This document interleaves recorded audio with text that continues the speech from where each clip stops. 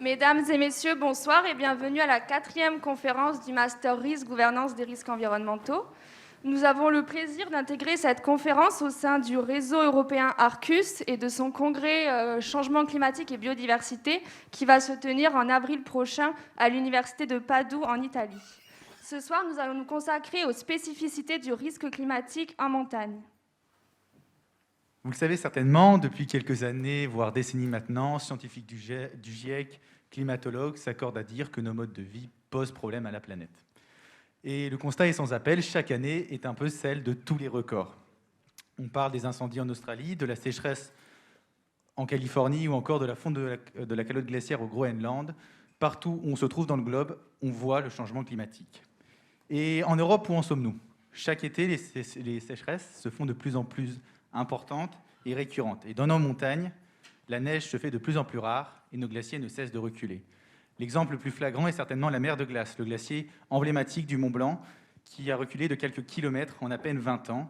Et on estime que d'ici 2080, la plupart de nos glaciers alpins auront disparu. En haute altitude, la fonte du permafrost,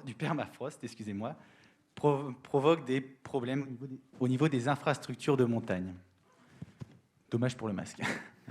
Et donc, la fonte du permafrost va aussi provoquer de nouveaux risques, tels des glissements de terrain, des éboulements, qui vont créer de nouveaux risques dans des zones qui étaient jusqu'alors dénuées de risques. Et ça pose des problèmes à propos de l'aménagement du territoire.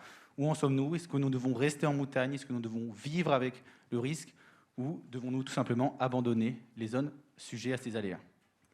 En basse et moyenne montagne, l'enjeu est tout autre, puisque d'ici les prochaines décennies, on y a le constat qu'on va manquer donc de neige pour subvenir aux activités touristiques hivernales. L'illustration la plus flagrante, par exemple, est les JO de Pékin, donc qui se tiennent actuellement, les JO des Verts, et où la neige y est 100% artificielle. Donc dès lors, pour les stations de ski, l'heure est au dilemme. Est-ce qu'elles doivent abandonner leurs activités touristiques ou bien est-ce qu'elles doivent les adapter et mener donc une reconversion de leurs activités ? Le changement climatique impacte donc les activités économiques et sociales, mais également la biodiversité.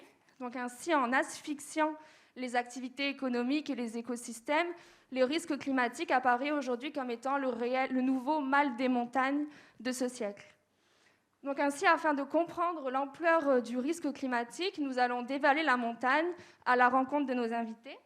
Donc tout d'abord, à la rencontre de Simon Gérard, pour comprendre donc les mécanismes du changement climatique. Simon Gérard, bonsoir.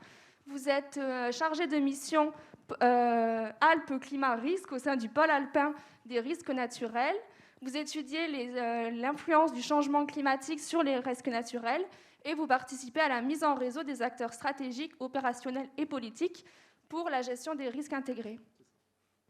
Par la suite, nous allons chausser nos chaussures de ski pour aller skier dans les domaines de ski de Frédéric Marion. Alors Frédéric Marion, vous décrivez comme un manager qui conjugue à la fois sa passion pour la montagne et son activité professionnelle. Vous êtes directeur général de Grand Massif Domaines Skiables, donc qui est une entreprise qui exploite et aménage 5 domaines de ski. C'est aussi une entreprise qui est une filiale de la Compagnie des Alpes, la première grande entreprise d'exploitation de domaines de ski en France. Ensuite, nous déchausserons en moyenne montagne à la rencontre d'Olivier Hérard. Olivier Hérard, vous êtes ingénieur, glaciologue et accompagnateur de montagne. Vous êtes arrivé au sein du syndicat mixte du Mont d'Or et de la station de Métabief avec le projet notamment de la neige de culture. Aujourd'hui, en tant que directeur du syndicat mixte, vous vous consacrez votre temps à la transition de la station et également du territoire dans son ensemble. Et votre démarche est considérée en Europe comme étant une démarche d'anticipation faisant référence. Et enfin, nous terminerons notre magnifique descente avec vous, Vincent Néry. Bonsoir. Bonsoir. Alors, vous faites partie de l'association Montagne Wilderness au Comité Massif des Alpes, une association qui cherche à protéger la montagne, la biodiversité, notamment à lutter contre l'agrandissement de nos stations de ski. Et vous allez aussi chercher à modifier notre rapport, notre façon d'habiter à la montagne. Et l'un des objectifs est, par exemple, des opérations pour nettoyer nos stations de ski qui sont laissées à l'abandon dans les petits massifs.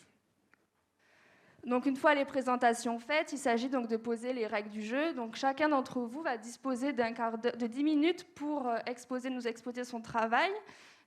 Puis on passera à un deuxième temps qui sera consacré à des questions transversales où vous pourrez vous répondre les uns les autres. Par ailleurs, le public, n'hésitez pas, après la présentation de chaque intervenant, à poser des questions si l'envie vous prend. Donc pour commencer, Simon Gérard, et pour comprendre un peu l'ampleur de ce phénomène, est-ce que vous pouvez nous expliquer les principaux effets et mécanismes du changement climatique et les risques qui en découlent en montagne ? Vas-y, mets direct la deuxième. Du coup, si on parle de changement climatique, on va tout de suite parler du dernier rapport du GIEC qui est en train de sortir. Du coup, c'est le 6e rapport dont la première partie a été publiée là, en septembre. Il rappelle encore une fois l'urgence climatique. En fait, il a été divisé du coup en trois parties. La première, ça va être les éléments scientifiques sur l'évolution du climat. Du coup, c'est la base de ce qu'on sait actuellement. Ça, c'est déjà sorti. Ensuite, la deuxième partie, ce sera les conséquences des évolutions climatiques, les mesures d'adaptation possibles et la vulnérabilité sur les sociétés qui sortira prochainement au printemps. Et la dernière partie, ce sera les différentes mesures d'atténuation possibles. Le rapport de synthèse final, il est prévu en octobre 2022.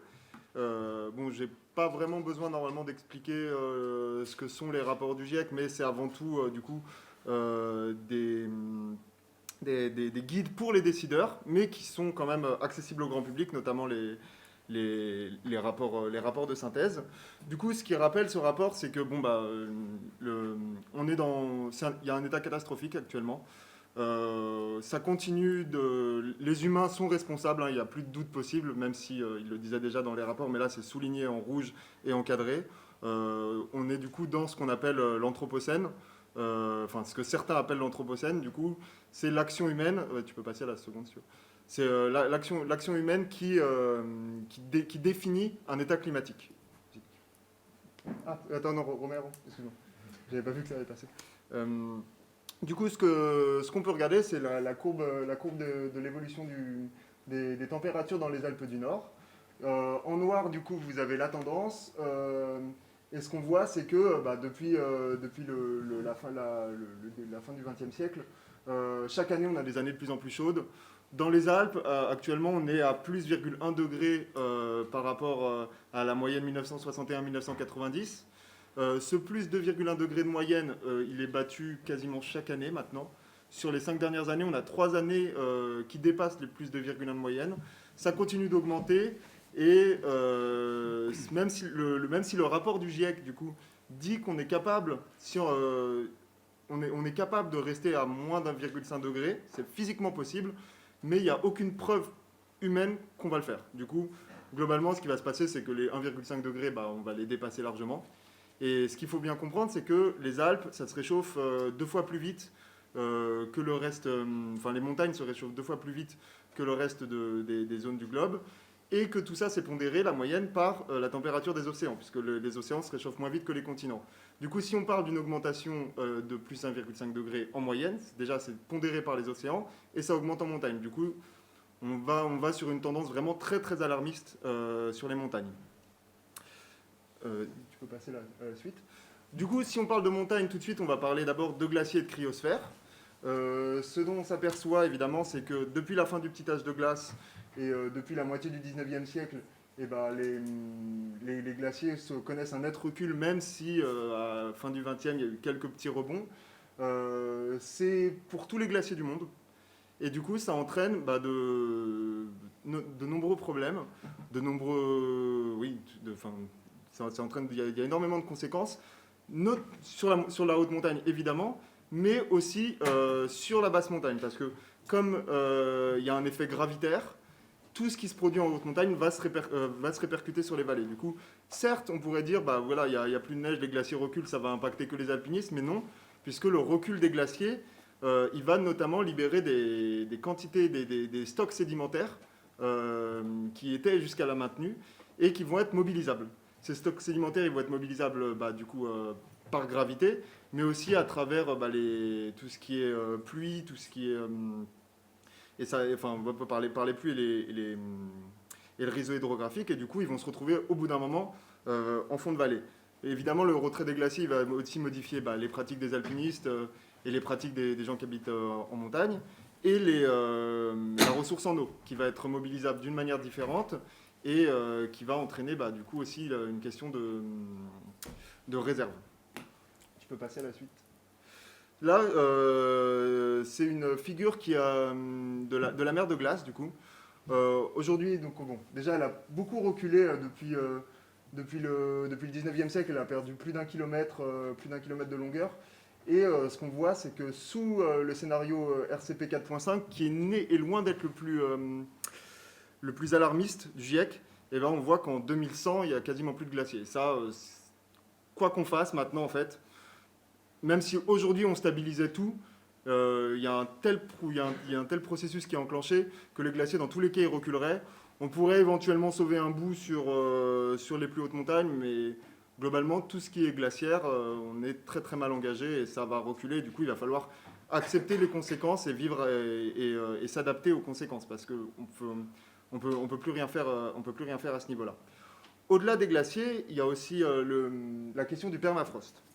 Du coup, le permafrost, c'est un état thermique, c'est-à-dire que c'est un sol qui est gelé toute l'année. La question du permafrost, elle est assez intéressante parce qu'elle a été cartographiée du coup par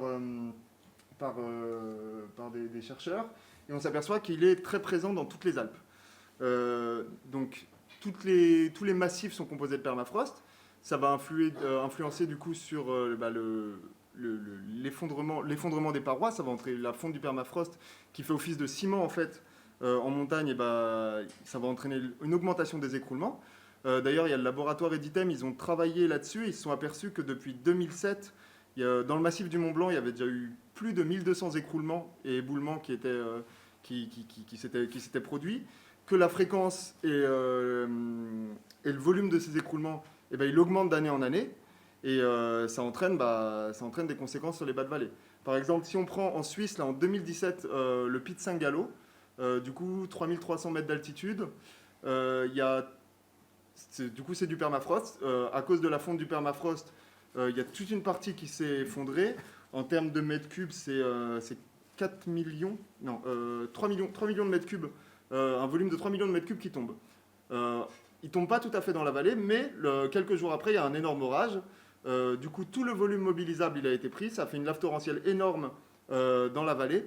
1 mètre 50 de hauteur comme lave torrentielle, et c'est quelque chose, en fait, même si c'est 1 mètre 50, ça charrie tout et ça détruit tout sur son passage. Du coup, ça fait qu'en fond de vallée, on s'est retrouvé avec 200 millions de mètres cubes accumulés, et ça a coûté 41 millions de francs suisses de dégâts. Bon, miraculeusement, comme on est en Suisse et qu'ils ont une culture du risque qui est vraiment très développée par rapport à nous, miraculeusement, il n'y a pas eu de mort. Mais c'est des phénomènes qui vont avoir tendance à se produire de plus en plus. Tu peux avancer un petit peu ? Non, tu peux remettre en fait. Je me suis trompé. Et du coup, comme autre exemple, plus parlant, il y a eu l'écroulement de l'arête des Cosmiques en 2018. Bon, c'est un écroulement assez minime si on compare à Bondo et au Piz Saint-Gallo, puisque c'est que 300 à 400 mètres cubes. Sauf que l'arête des Cosmiques, pour ceux qui connaissent ou ceux qui ne connaissent pas, c'est une des voies d'alpinisme les plus empruntées à Chamonix. C'est une voie débutant que tout le monde fait. Enfin, c'est une initiation. Et le fait que ça s'écroule, ça remet en cause toutes les pratiques et toute la politique un peu montagnarde qu'on a actuellement. Pareil, l'effondrement du glacier Carré à la Meije en août 2018, c'est maintenant, pour la Meije, qui est un sommet mythique quand on fait de l'alpinisme, il a fallu modifier les itinéraires. Il y a des chercheurs à Editem qui ont travaillé sur la modification des itinéraires d'alpinisme, et on s'est aperçu que sur les 100 courses les plus belles de Gaston Rébuffat, il avait écrit un bouquin sur les 100 plus belles courses à faire.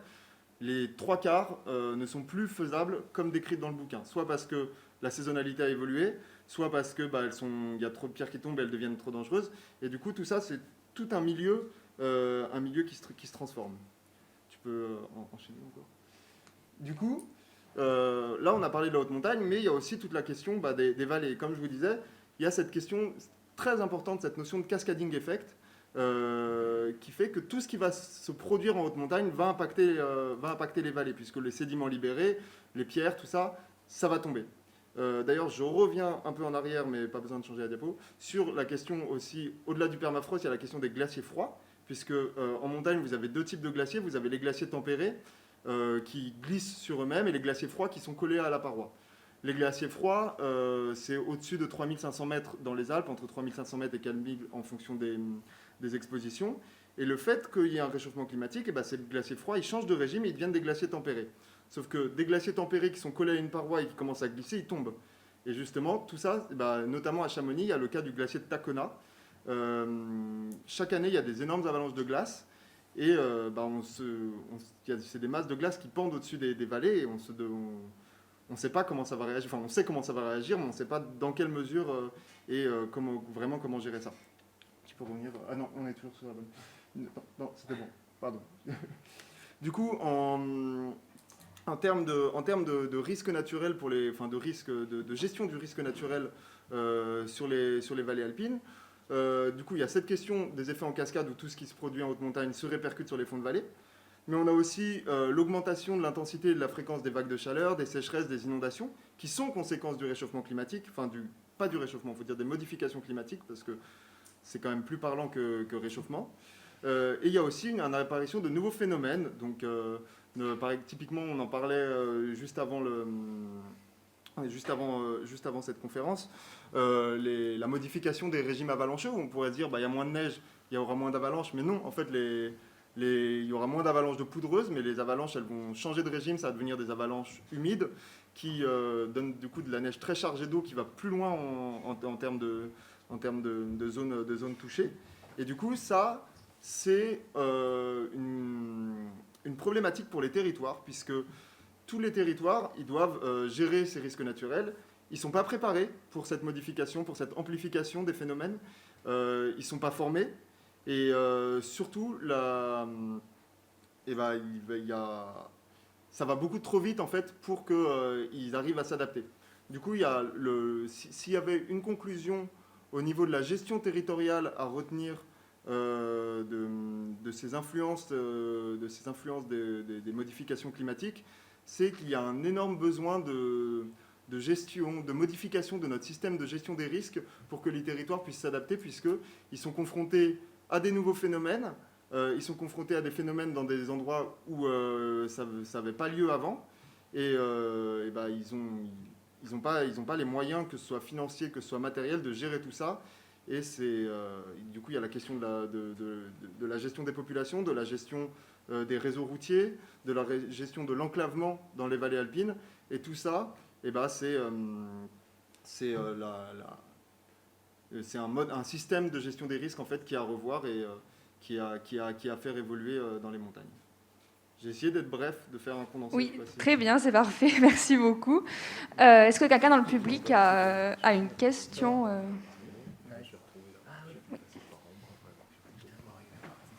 Bonsoir, j'ai une question de néophyte. Pourquoi est-ce que la température augmente plus dans les montagnes que sur le plat ou que dans les océans? Est-ce que c'est parce que les montagnes sont plus près du soleil? C'est vraiment une question vous allez tous penser non, mais vrai néophyte. C'est une très bonne question. Dans les océans, moi je saurais pas répondre, mais je suppose que c'est parce que l'eau ça capte moins la chaleur, mais ça je m'en occupe pas. Et en fait dans les montagnes c'est parce qu'il y a un effet d'étagement et du coup toutes les conséquences en fait elles évoluent. Comme ce qu'on dit, c'est que 100 mètres en montagne c'est comme 100 km au niveau nord-sud. Du coup c'est l'étagement qui fait ça. Mais il y aura peut-être une personne climatologue qui aura une réponse meilleure. Deux questions. Bonsoir, deux questions. La première, donc, ces effets sur le changement climatique, mais aussi sur les éboulements. Concernant la biodiversité et notamment les espèces, est-ce qu'on a pris en compte quand une lave torrentielle coule, combien d'espèces disparaissent, qu'il y a un véritable risque par rapport à cela? C'était ma première question. Et la deuxième, concernant vous avez parlé de la gestion du risque et des PPR, je pense naturellement en montagne.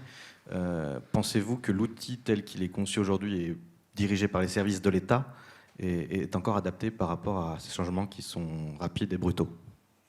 Alors pour la première question, au niveau de la biodiversité et des conséquences des risques naturels sur la biodiversité, il y a une conséquence du changement climatique sur les espèces et sur la biodiversité, c'est sûr.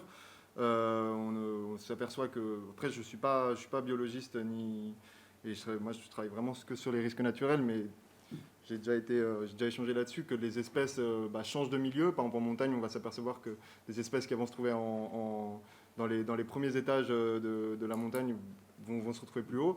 Après, il y a une cohabitation qui se fait. Du coup, pour l'instant, il n'y a pas encore de... Comme en très haute montagne, il n'y avait pas énormément d'espèces, le fait que ça remonte, il n'y a pas encore de pression, trop de pression sur les milieux. Mais bon, je garde des pincettes là-dessus parce que ce n'est pas mon champ d'action. Après, sur la question de la gestion de l'État sur les risques naturels, de la mise en place des PPR, il y a une évolution là-dessus. Il y a de plus en plus de cadres législatifs qui sont adaptés spécifiquement à la montagne. Mais le plus important, en fait, c'est la gestion locale. Et ce dont on s'aperçoit, en fait, au niveau de la gestion du risque, c'est qu'on peut mettre, au niveau de l'État, on peut mettre tous les protocoles qu'on veut. Si, au niveau local, on ne s'accapare pas la question et qu'il n'y a pas d'échange entre les différents acteurs du risque, et ben, ça mène nulle part.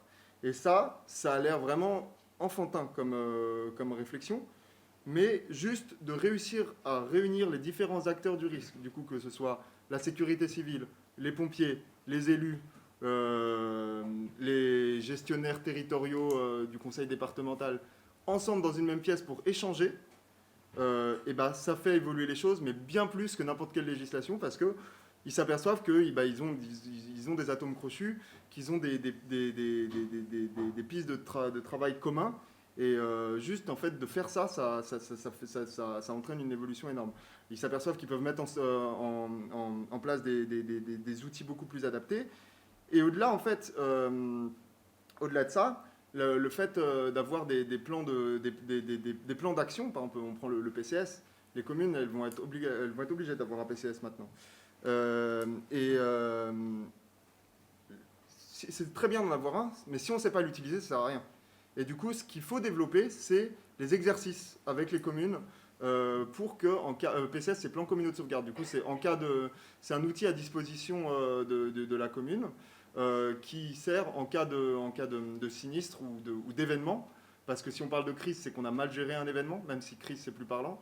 En cas d'événement, il déclenche ce PCS et ça donne une ligne directrice pour le gérer. Du coup, c'est-à-dire, d'abord, on appelle les pompiers, ensuite, on envoie les populations dans telle zone ou dans telle zone. Enfin, c'est vraiment tout un didacticiel de gestion de crise. Et ça, ces outils, ils existent, mais ils ne sont pas pris en main, en fait. Et ils ne sont pas pris en main, pas par faute des territoires, hein, mais parce que des exercices, ça demande du temps, ça demande de l'argent. Et en fait, on n'a pas la culture, on n'a pas assez la culture, c'est vraiment un point à développer de ces gestions d'événements. Et souvent, le problème, en fait, c'est qu'on n'ose pas, en fait. Il y a un problème d'appréhension du risque. Ok, il y a un événement une crise qui se passe sur mon territoire. Si jamais je déclenche ce PCS ou cet enchaînement d'actions pour gérer cet événement, eh ben, il va apparaître réel, l'événement. Je serai vraiment dans la crise. Alors que si je ne le déclenche pas et si je trouve des solutions alternatives un peu en système D, eh ben, dans ce cas-là, non. Ça remontera pas plus haut, ça remontera pas éventuellement jusqu'au préfet, voire jusqu'à l'État en cas d'énorme crise. Mais ce sera dans mon truc et c'est moi qui gérerai. Alors qu'il y a toute une chaîne de processus comme ça qu'il faut apprendre à utiliser. Et il faut se dire que même si c'est un petit événement, même si c'est juste une coulée de boue qui coupe la route, et ben voilà, je déclenche ça parce qu'ils vont me dire ce processus qui est mis en place va me dire voilà, cette coulée de boue, cette route-là, elle impacte qui? Elle impacte par exemple juste un car scolaire, mais dans ce cas-là, ce car scolaire, on va le dérouter. Sauf que c'est déjà tout écrit. Si on ne le fait pas, et ben on peut prendre vite. Si c'est juste une coulée de boue, ça va, mais s'il y a des effets en cascade et des enchaînements et des effets de rétroaction positive sur ces événements, et ben on peut vite arriver dans une gestion très compliquée de l'événement. Merci pour ces réponses, Monsieur Gérard. Alors maintenant, Frédéric Marion, au vu de ce que vient de dire Monsieur Gérard, avez-vous remarqué au sein de votre domaine skiable une évolution dans l'appréhension de ces risques? Et si oui, comment tenez-vous compte au sein de votre association de toutes ces informations que nous apporte Monsieur Gérard? Alors oui, bonsoir tout d'abord. La présentation est impeccable, c'est un bon cadre. Nous, notre sujet sur des stations, moi je gère 5 stations en fait. On est sur un ensemble qui est en Haute-Savoie avec des stations villages, dont la plus petite de la compagnie ZAL, qui s'appelle Six Fer à Cheval, qui est un super terrain naturel, mais une toute petite station, et puis ça va jusqu'à une station d'altitude comme Flaine. Nous, on ressent les effets du changement climatique. On les ressent comme une entreprise qui a aussi des outils de mesure assez importants. Je vous en évoquerai quelques-uns. Il faut savoir que, par exemple, on est la station référence de Météo France depuis 1975, puisque les données climatiques, généralement de prévision d'avalanche, etc., sont assises sur les données des services des pistes. Et on a des batteries de données qui sont assez importantes. Donc, le réchauffement climatique est une réalité, c'est évident. Il nous impacte, alors concrètement, sur un domaine skiable, on va dire, pour faire simple, à la descente, on a besoin de neige, on a moins de neige. En fait, on a plus de précipitations sous forme de pluie et moins de neige, et elle se décale. C'est-à-dire qu'on va dire la période d'enneigement, même si ces 2 dernières années sont différentes, elle va se décaler plutôt vers le printemps. Donc ça, c'est le premier sujet. Et puis le phénomène de type d'avalanche, de type de risque que tu as très bien décrit, où là, effectivement, il faut qu'on ait d'autres dispositions de protection d'avalanche et de prévention. Les remontées mécaniques sont affectées, ça on en parle très peu, parce que généralement, on reste sur des choses un peu symboliques. Les remontées mécaniques, leur principal ennemi, c'est le vent. Et on a un changement des régimes de vent qui est important. C'est-à-dire que les vents sont de plus en plus forts et avec des changements de direction. Et ce qui fait que des appareils de remontée mécanique qui ont été implantés il y a 15 ou 20 ans, avec un régime, par exemple, de vent d'ouest, ce qui est le régime classique en Haute-Savoie, quand on a des vents d'est qui sont là, plutôt habitués du Kera ou de l'Ubaye, qui arrivent, nos remontées mécaniques ne sont pas adaptées. Et ça, c'est des phénomènes tempétueux qui peuvent aller très très loin. On a très fréquemment maintenant des records de vent de 120, 130, 150 jusqu'à 200 km/h de vent, ce qui est complètement inhabituel. Moi, j'étais amené à travailler beaucoup à l'étranger. C'est sûr qu'on a plutôt ces vents dans l'Altaï ou la Patagonie. En Haute-Savoie, on n'est pas du tout adapté à ça. Les autres effets sont les effets qu'on constate sur la biodiversité et les terrains. Biodiversité, on a un observatoire de la biodiversité qui a été créé en 2007. Donc, effectivement, on voit se modifier les espèces animales, etc. Il y a cette montée en altitude avec des problèmes pour certaines de condamnation sur les espèces arctiques, notamment les lagopèdes. On sait qu'ils ne monteront pas plus haut en Haute-Savoie que 3000 mètres. Un des points, par exemple, qui est très gênant pour un domaine skiable, sur la partie forestière qu'on a, en Haute-Savoie, on a beaucoup de forêts, c'est le dépérissement de la forêt qui est lié à la suite d'étés secs. Et donc, ensuite, il y a des maladies et par exemple, nos épicéas sont ensuite très fragilisés et on peut aller jusqu'à des chutes d'arbres sur piste. On a eu des décès de cet ordre-là. Donc, vous voyez que ça nous impacte concrètement. Alors, comment on s'adapte à ça ? Comment on s'adapte ? Nous, on est une entreprise, donc on va raisonner différemment d'un secteur associatif ou de collectivité locale parce qu'on a un modèle économique. Et notre sujet, c'est comment on s'adapte. Et effectivement, on a une profession, les domaines skiables, qui généralement communiquent sur le « tout va bien ». Voilà. Et puis avec la neige de culture, on va y arriver. En fait, c'est plus compliqué que ça. Il y a des vrais questionnements. Et ces questionnements, on essaye de les aborder de manière, on va dire, le plus pratique possible. Ce que tu as dit est tout à fait vrai. C'est-à-dire qu'on a les données du GIEC, on a la conscience générale. Le problème, comme tout risque, c'est de le faire apparaître comme concret. Parce que, qu'est-ce que ça veut dire ? Moi, j'arrive de Haute-Savoie, c'est limité à 110 km/h parce qu'on est dans un épisode de pollution terrible. Personne ne roulait à 110 km/h parce qu'en fait, c'est le réchauffement climatique, c'est pour les autres, entre guillemets. Et notre sujet dans une entreprise, c'est de rendre les éléments concrets et factuels pour soi. Donc, pour cela, on a travaillé sur un modèle qui s'appelle Impact, qui est un modèle développé par la Compagnie des Alpes, qui est un modèle qui a été développé par une structure qui s'appelle Dianeige, qui s'appelle Climsnow, qui est, on va dire, comparable. Et c'est quoi ? C'est qu'on va modéliser l'évolution des précipitations, des ressources en eau, pour voir sur les 60 à 80 ans qui sont devant nous, comment vont se passer les 2 éléments qui nous permettront de résister ou de nous adapter, parce qu'on ne résiste pas, on ne peut faire que s'adapter au changement climatique. Et derrière, ça nous permet de prendre des décisions qui sont des décisions d'investissement ou de désinvestissement, parce qu'à certains endroits, il faut enlever les canons à neige, parce que ça n'a plus de sens, c'est ce qu'on pourrait appeler de l'acharnement thérapeutique.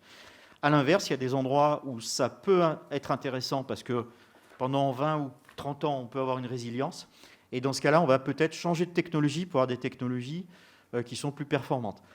La neige artificielle ou neige de culture, en fait, c'est de la production, on va dire, industrielle de la neige, qui nécessite de l'eau et de l'électricité. Il y a une course technologique qui est très importante. On parlait tout à l'heure de la Chine, on arrive maintenant à faire de la neige en température positive, etc. Cela dit, en ce moment, l'élévation très forte du prix de l'électricité fait qu'au bout d'un moment, ça deviendra ingérable. Ou alors, on sera dans un modèle où il faudra dire il y a très peu d'élus, il y aura peu d'endroits où il y aura de la neige et ça vaudra très cher, ce qui est un modèle de rareté. Actuellement, on est plutôt dans un modèle de grand public dans les stations. Donc, qu'est-ce qu'on fait ? Parce qu'on peut très bien gérer un modèle de rareté. Vous allez à Zermatt ou même au Vallon de la Meije, vous avez très peu de jours, c'est très cher, et vous avez très peu d'élus, et votre modèle économique, il tient comme ça. Actuellement, on est dans un modèle qui est différent. Donc nous, notre sujet, c'est de dire vers quel modèle va-t-on, et comment on essaye de modéliser les choses pour prendre les meilleures décisions, les moins mauvaises, parce que clairement, on est bien sûr dans un sujet où il faut beaucoup d'humilité. Voilà. Je vais vous montrer 2-3 éléments pour savoir comment on travaille, s'il vous plaît. Voilà, vous pouvez passer. Je vais me lever. Voilà, donc vous pouvez passer. Je vais vous montrer un peu les éléments concrets. Donc vous voyez qu'on a des zones avec des forêts. Là, on est au-dessus des sites de Samoin. En fait, on travaille sur 2 éléments. L'enneigement naturel, on va essayer de le modéliser et on va s'attacher à une épaisseur de neige naturelle damée supérieure à 30 cm. Pour avoir 30 cm de neige damée, il faut environ 60 cm de neige naturelle, puisqu'on va la tasser en damant. Et le deuxième point, c'est capacité à produire de la neige de culture. Actuellement, notre température optimale, c'est moins 4 degrés. Voilà, c'est très schématique, hein, c'est juste pour vous poser le cadre des méthodologies qu'on emploie. Il y a bien sûr ça fait des milliers de pages de tableaux Excel. On va avancer, s'il vous plaît. Bien sûr, les 3 scénarios. On a travaillé jusqu'à présent sur le RCP 4.5, sachant que le GIEC a sorti fin 2021 des référentiels qui sont différents, donc il faut s'adapter à ça. Clairement, le RCP 4.5, moi, j'y crois pas, malheureusement. Ça suppose qu'on est capable de modifier de manière drastique nos habitudes et nos émissions. On est clairement, au niveau sociétal, pas là-dedans. Donc on travaille sur le RCP 8.5, qui est un scénario très pessimiste, mais qui est peut-être malheureusement réaliste. On va avancer. Donc on utilise des données Météo France, on utilise nos données qui sont très adaptées au massif, parce que vous avez des phénomènes qui sont particuliers. Je vous prends juste un exemple. On utilise le phénomène de l'inversion de température. Sur les sites de la vallée du Gif, Samoin-Morillon, des conditions. On arrive à descendre actuellement en ski à 850 mètres d'altitude. Notre installation de neige de culture est capable de produire, alors qu'à 1600 mètres, les températures sont plus élevées. C'est un micro-phénomène. On n'en tire pas d'enseignement au niveau national, bien sûr. Par contre, il faut qu'on travaille à ce niveau-là pour avoir une approche du risque et de l'adaptation. C'est notre boulot. Donc on travaille, et effectivement, après on modélise par exposition, par altitude, et avec un maillage de 75 mètres par 75.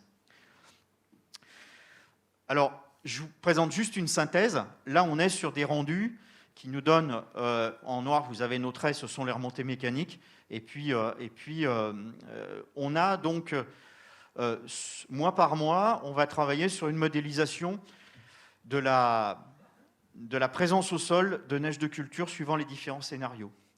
Et ce qui est différent, enfin ce qui est spécifique à notre modèle, qui est un modèle interne, c'est qu'on va non seulement essayer de regarder quelle va être la capacité à avoir de la neige de culture, de la neige naturelle, pardon, ce qui permet d'avoir une activité ludique, mais on va intégrer, et ça c'est quelque chose qui est assez complexe, la neige de culture. Donc on va estimer le nombre d'heures de froid cumulées qui sont où on a moins 4 degrés et en dessous. Et en fonction de ce nombre d'heures de froid, on va pouvoir dire qu'on pourra produire suffisamment de neige de culture pour garantir des pistes. Et ça nous donne des indicateurs rouge, orange, vert, où effectivement, vous voyez qu'on a ici des zones qui sont en rouge, c'est-à-dire en neige naturelle, c'est impossible. Par contre, mon installation de neige de culture me permet, dans les conditions de paramétrage, d'arriver à revenir à ce niveau-là de station. Par contre, en dessous, là, j'ai un doute, même avec la neige de culture. Donc ce modèle, il est assez pilote. Par contre, il a bien sûr ses limites, puisqu'on est sur des modélisations de modèles. Le GIEC est une modélisation, il faut le reconnaître. Mais par contre, c'est la seule manière qu'on ait d'arriver à prendre certaines décisions d'équipement, de déséquipement, d'intensification ou pas. Voilà, donc on travaille comme ça. Je vais juste enchaîner, et on pourra revenir dans les questions sur le modèle. C'est juste des... Et là, ça, on va le faire. Donc en fait, on a quelque chose piste par piste et remontée mécanique par remontée mécanique. Et ce modèle, on peut s'en servir pour nos collègues du ski de fond, d'autres activités. Et ça, on l'a mois par mois, et effectivement, par pas de 20 ans sur toutes les stations. On a une 60aine de personnes qui ont travaillé sur ce modèle. Donc, effectivement, c'est quelque chose sur lequel il faut qu'on travaille parce qu'on a besoin de ces indicateurs. Je vous parlais de l'indicateur sur l'environnement. Il est très important sur le suivi de toutes les dimensions qu'on peut avoir sur la biodiversité. Faune, flore, paysage, milieu géologique, notamment sur le karst, l'activité humaine, donc forestière, pastorale. On va aller assez vite à l'adaptation. Qu'est-ce qu'on fait de ça ? On fait des choix d'aménagement. L'idée, c'est effectivement, on est assez lucide. On a des pans entiers de nos domaines skiables qui n'ont pas de pérennité au-delà de 20 ans. Alors ça, souvent, on va se dire c'est une bonne nouvelle parce que d'ici 20 ans, avec la technologie, les adaptations, on va tenir. Sauf que il faut reconnaître quand même que c'est très préoccupant.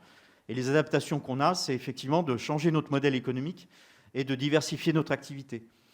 Donc clairement, mon entreprise, actuellement, elle est aménageur et gestionnaire de domaine skiable. C'est son boulot. Elle va changer de forme. On est en train de changer, de pivoter de modèle. Elle devient un acteur de la mobilité en montagne. C'est-à-dire notre job va devenir, parce qu'on gère des réseaux de chemins, des réseaux de navettes, des réseaux de remontée mécanique, un moyen d'accéder à la montagne toute l'année. Et donc, à certains moments avec de la neige et à certains autres moments sans neige. Et derrière, ça veut dire que les activités qu'on va déployer ne seront plus uniquement de vendre des forfaits de ski, mais d'avoir des offres de restauration, d'hébergement, d'activités qui sont là. Et tout l'enjeu qu'on a, notamment sur notre domaine, c'est de ne pas transformer la montagne l'été ou quand il n'y a pas beaucoup de neige, notamment les débuts de saison, en parc d'attractions. Alors, Compagnie des Alpes, on gère une partie parc d'attractions qui est très importante, donc on a vite cette image-là qui arrive, puisque on gère le Futuroscope, Astérix, etc. Ce n'est pas l'idée, mais on sait qu'on a effectivement cette porte de sortie, parce que notre souci, c'est de maintenir, on va dire, l'activité économique et les emplois pour donner accès à la montagne. Donc, c'est complètement différent. Le modèle économique, il est bien différent. Il est bien différent et il est compliqué à atteindre. Et en plus, ça se conjugue, et j'en finirai par là, parce que les effets du changement climatique, c'est aussi tout ce qui est énergétique. On sait qu'on a un objectif, par exemple, d'ici à 2030, d'être zéro net carbone. Donc ça veut dire qu'on a aussi des obligations et des engagements forts sur la réduction de notre impact sur l'environnement. Et ça, c'est un gros challenge, ça coûte très cher. Et là, je parle que de notre activité propre. Si on ajoute le périmètre de transport de nos clients, c'est un challenge qui est conséquent, mais là, qui se vit à l'échelle du territoire. Merci, Monsieur Marion. Alors, est-ce que quelqu'un aimerait réagir à ce que vient de dire Monsieur Frédéric ? Enfin, Monsieur Marion. Les deux marchent. S'il n'y a personne, c'est pas grave. On a encore plein d'autres questions. Oui, bonjour. Merci pour votre intervention. Quand je regarde votre carte, parfois elle m'inspire à dire, mais est-ce que ça ne va pas justement pousser les gens à mettre de la neige jusqu'en haut, puisqu'en bas, on ne peut plus en mettre? Alors oui, dans certaines situations, et c'est également la nôtre, pour vous donner un ordre d'idée, on a un ratio qu'on utilise dans notre secteur qui est le taux de couverture en neige de culture, qui est considéré comme une certaine assurance de fonctionner. Alors, ce que ça montre, c'est qu'effectivement, on peut avoir des installations, mais si on n'est pas capable de les faire tourner, soit parce qu'on manque de froid, soit parce qu'on manque d'eau, on va être gros gens comme devant. Actuellement, en France, on a un taux de couverture qui est de l'ordre d'un tiers. Les Suisses et les Autrichiens sont plus près de 60%, on va dire, et les Italiens sont dans les Dolomites à presque à 100%, et dans les autres stations comme l'Europe. Nous, effectivement, la décision qu'on peut prendre par rapport à cela, c'est parce qu'on a une pérennité qui est supérieure à 25 ans, par exemple, de monter la neige de culture sur certains endroits parce qu'on a besoin de sécuriser ça, et de déséquiper certains endroits qui sont beaucoup plus bas parce qu'on sait qu'on n'aura pas. L'inconnu dans tout ça, c'est la ressource en eau. Actuellement, nous avons des ressources en eau parce qu'on les a sécurisées, parce qu'on a des retenues, parce qu'on a on va dire des systèmes hydrologiques qui sont favorables.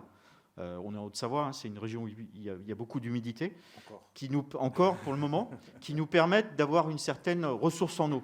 Et actuellement, il y a effectivement une évolution sur le fait de dire, vous aurez moins d'eau, il faudra déjà la stocker. Donc c'est un peu la course aux retenues, au lac de retenue. Vous savez qu'il y a quelques sujets du côté de la Cluse en ce moment. Et puis, ce qui est très nouveau, puisque la semaine dernière, le préfet de Haute-Savoie a même pris une directive en disant que même à certains moments, on ne pourra même plus remplir les réserves, sauf si on a des autorisations qui sont spécifiques. Donc tout ça, c'est ce qui vient modérer ça. Donc on essaye de se dire, de manière raisonnable, quelle est la production de neige de culture qu'on peut faire. Nous, le choix qu'on a, c'est effectivement pas d'aller à 60% de couverture neige de culture. Par contre, on va modifier nos installations.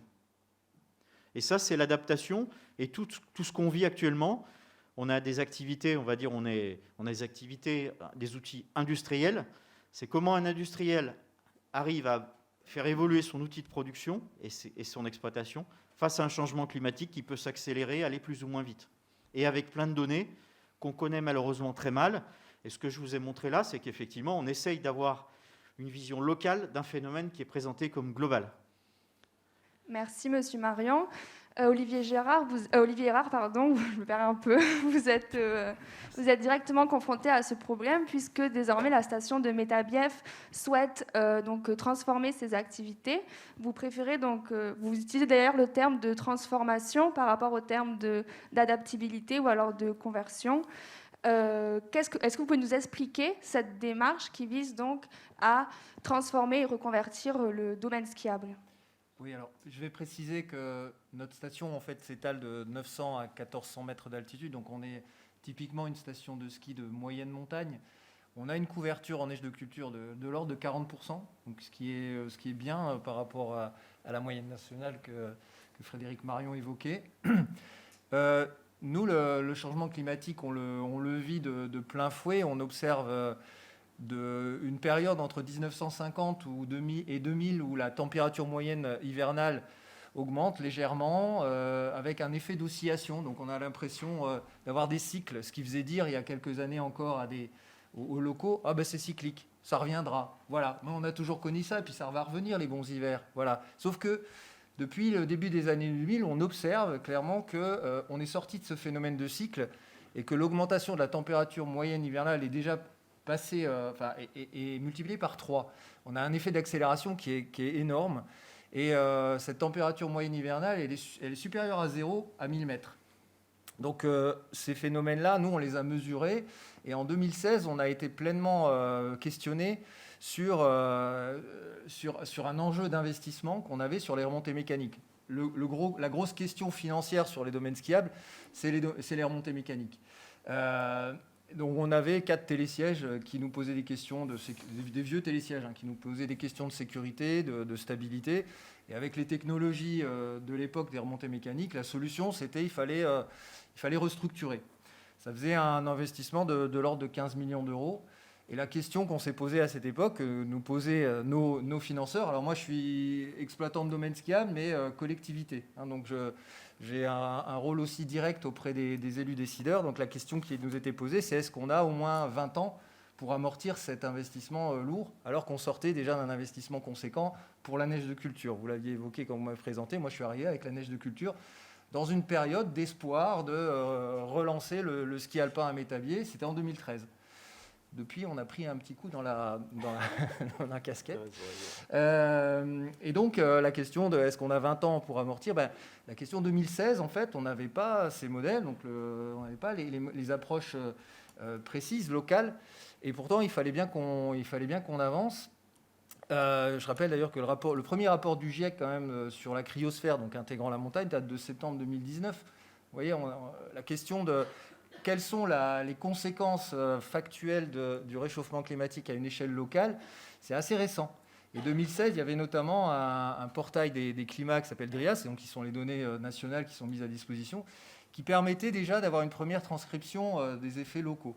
Donc ce qu'on a fait, en fait, on a commencé à exploiter ce qu'on avait sous la main, donc nos propres données météo, les données de température de l'installation de neige de culture, et puis ces effets climatiques. Et on est arrivé entre nous, quand je dis entre nous, c'est avec mes niveauculteurs, ce sont les techniciens qui fabriquent la neige de culture, chefs des pistes, etc., à se raconter une histoire et à se dire, en fait, dans le blanc des yeux, écoute, non, ça ne va pas le faire. Il y a sur certains secteurs, clairement, même dans 5 ans, on va jouer à la loterie.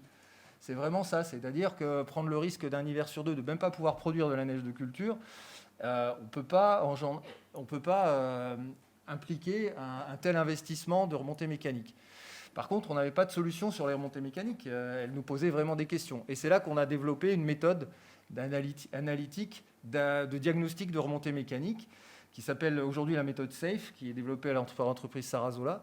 À l'époque, ça s'appelait la méthode EVE, on l'a développée à Métabier, et qui nous a permis de comprendre d'où venaient ces instabilités, et du coup d'aller vraiment de manière très chirurgicale sur comment maintenir dans le temps nos appareils. Donc on est passé de 15 millions à 2 millions d'euros, et la question finalement financière, on l'avait mis de côté, c'était bon.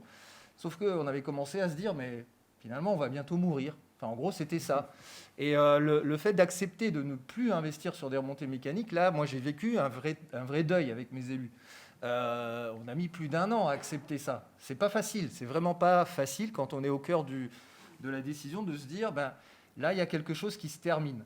Donc, ce deuil-là, il a été très, très difficile à vivre, et on ne l'a pas communiqué localement. C'était fin 2018. On n'a communiqué que fin 2020. C'est pour vous dire.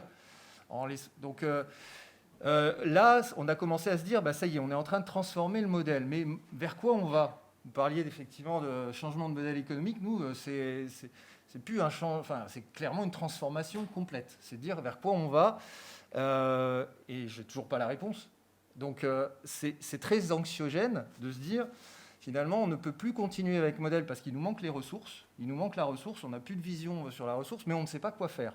Effectivement, on a réfléchi à la diversification, mais on n'est même plus dans ce contexte de diversification. La diversification, ça sous-entend qu'on conserve finalement un pôle d'attractivité qui est la station sur ce territoire. Et nous, on est en train de dire, ce pôle-là, à un moment donné, il va décroître. Et si on ne veut pas que l'économie touristique, à l'échelle du territoire de notre montagne, se casse la figure, il faut travailler autrement. Et c'est là-dessus qu'on est parti, à se dire, finalement, OK, on va pouvoir raconter l'histoire sur notre domaine skiable, mais si on veut maintenir une activité touristique de montagne, il faut avoir un regard qui est différent, changer de périmètre et changer de méthode. Einstein disait on ne peut pas régler un problème avec la même méthode qui l'a provoqué, qui l'a engendré. Donc l'idée, c'était de se dire on ne sait pas quoi faire, mais par contre, on a une obligation de moyens. Et c'est là qu'on a mis en place de l'ingénierie dédiée à cette transition, cette transformation du modèle. Donc personnellement, moi, c'est là que je me suis investi à partir de 2019 pour travailler ensemble, réfléchir à ce qu'on allait faire plus tard et aussi se dire on mise quand même sur 10-15 ans au moins d'activité ski alpin qui va nous permettre quand même de continuer à vivre de cette activité-là. C'est une activité qui est impossible à transformer sur elle-même, c'est-à-dire vous ne pouvez pas imaginer aujourd'hui une activité qui aura les mêmes retombées sur le périmètre du domaine skiable. Donc voilà, on est aujourd'hui sur un nouveau chantier où on élargit en fait notre intervention à l'échelle d'un territoire qui comporte 5 communautés de communes. Donc on a embarqué avec nous un territoire très très large sur cette question de la transition ou de la transformation. C'est un chantier qui est difficile parce qu'en fait on plaît à personne quand on dit ça. On ne plaît pas aux écolos, excusez-moi du terme, mais j'aime pas ce terme, mais juste comme ça, c'est très schématique. Les écolos barbus, voilà. Parce qu'ils nous disent, on vous l'avait dit en 2013 qu'il ne fallait pas faire de neige de culture, voilà. On vous l'avait dit, ok, non, si on n'avait pas une neige de culture, on ne serait plus là. Et l'économie touristique, elle serait déjà à terre, voilà. Et puis vous avez les tenants du modèle ski qui ne comprennent pas avec des degrés plus ou moins élevés. Et puis il suffit que vous ayez un peu de neige comme cet hiver pour vous dire, mais attendez les gars, vous avez fumé, quoi. Regardez, il y a de la neige, quoi. Donc, donc on est face à un monceau de résistance et de questionnement, des questions auxquelles nous-mêmes, on ne peut pas répondre. C'est-à-dire que nous, on subit aussi cet aspect-là. La seule chose qu'on a fait, c'était à un moment donné d'être lucide et que nos élus aient pris le courage politique de se décider et de dire oui, on doit anticiper la fin potentielle du ski alpin et travailler autrement. Voilà.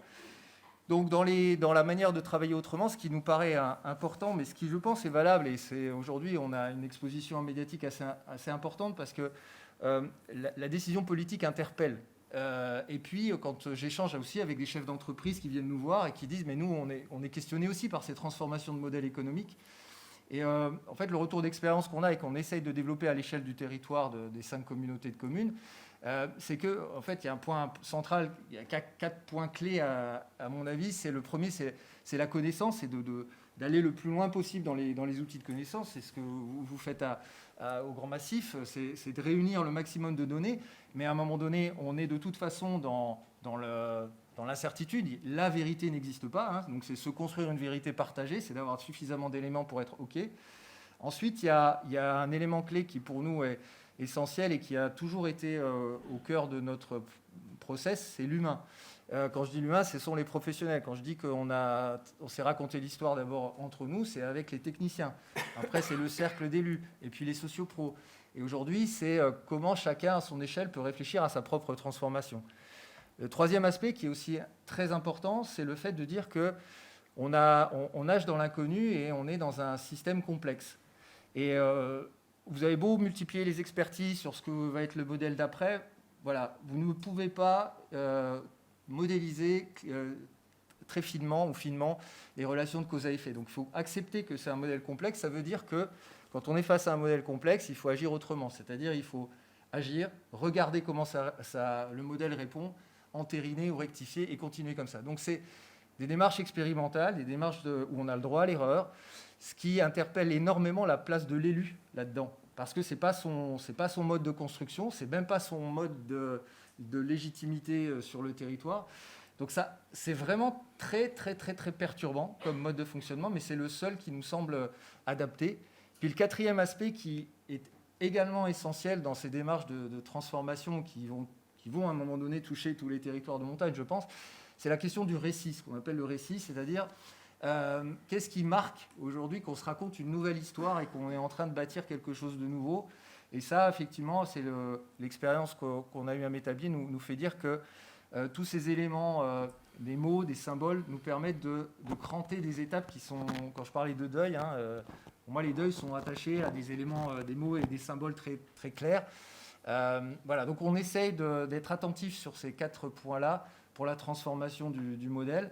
Et aujourd'hui, on a un peu de renfort puisqu'on est lauréat du programme Avenir Montagne Ingénierie. Et donc, voilà. Mais on a un gros chantier devant nous. Merci beaucoup. Est-ce que quelqu'un a une question dans le public ?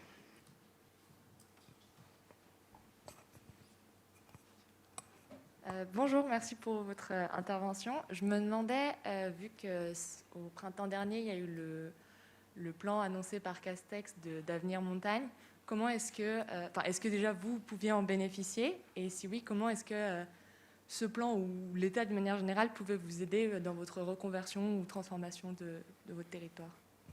Alors, merci pour cette question. C'est vrai que le fait que nous, on assume pleinement la transition, on est super, super bien soigné. C'est-à-dire que tout le monde nous aime.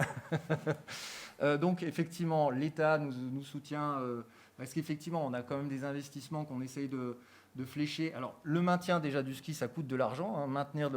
Alors ça, l'État ne nous aide pas là-dessus, mais c'est une part non négligeable. On est parti sur un premier programme à 11 millions. Il y a 5 millions de maintien du ski. Voilà. Les autres 6 millions, on transforme notre luge d'été en luge 4 saisons. Il n'y a rien de bien innovant dans ce que je raconte. Et puis, on rajoute des aspects de valorisation de notre patrimoine naturel. Donc oui, l'État est très présent sur l'investissement. Et puis, ce qui est intéressant, je trouve, dans le plan montagne, tel qu'il a été bâti, c'est justement ce volet ingénierie. C'est d'accepter qu'à un moment donné, il ne faut pas aller à la course à l'échalote sur l'investissement. On juge trop, en fait, aujourd'hui, le progrès ou l'avancement ou l'ambition au niveau d'investissement qu'on porte. Et c'est pas ça, pour moi, c'est vraiment pas l'enjeu.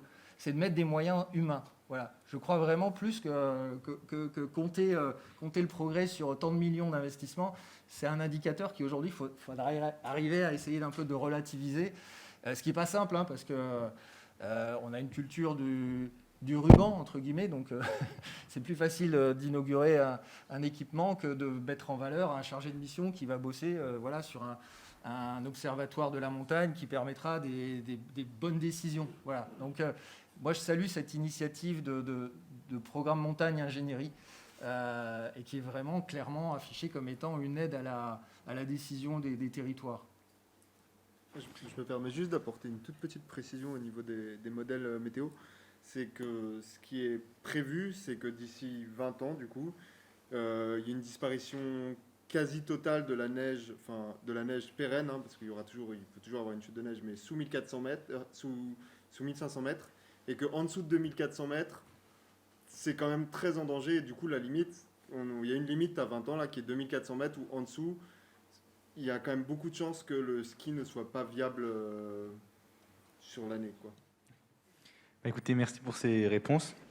On va passer maintenant à Monsieur Nérinck. Alors, une question tout en haut. eh bien, désolé pour les questions, mais on reviendra après. C'est juste le temps qui nous est imparti. Et donc, Monsieur Nérinck, avec votre association Wilderness, on aimerait savoir quelle est un peu la place de votre association avec tout ce qui vient d'être dit par Monsieur Gérard, Monsieur Marion et Monsieur Erard. Qu'est-ce que vous faites et qu'est-ce que vous pensez aussi?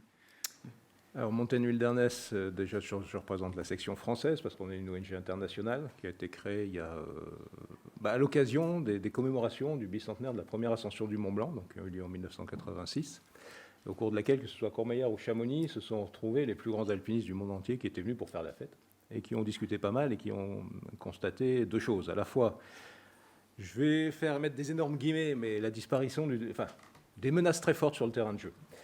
C'est-à-dire en particulier pression, urbanisme, remontée mécanique, loisirs motorisés, j'en passe.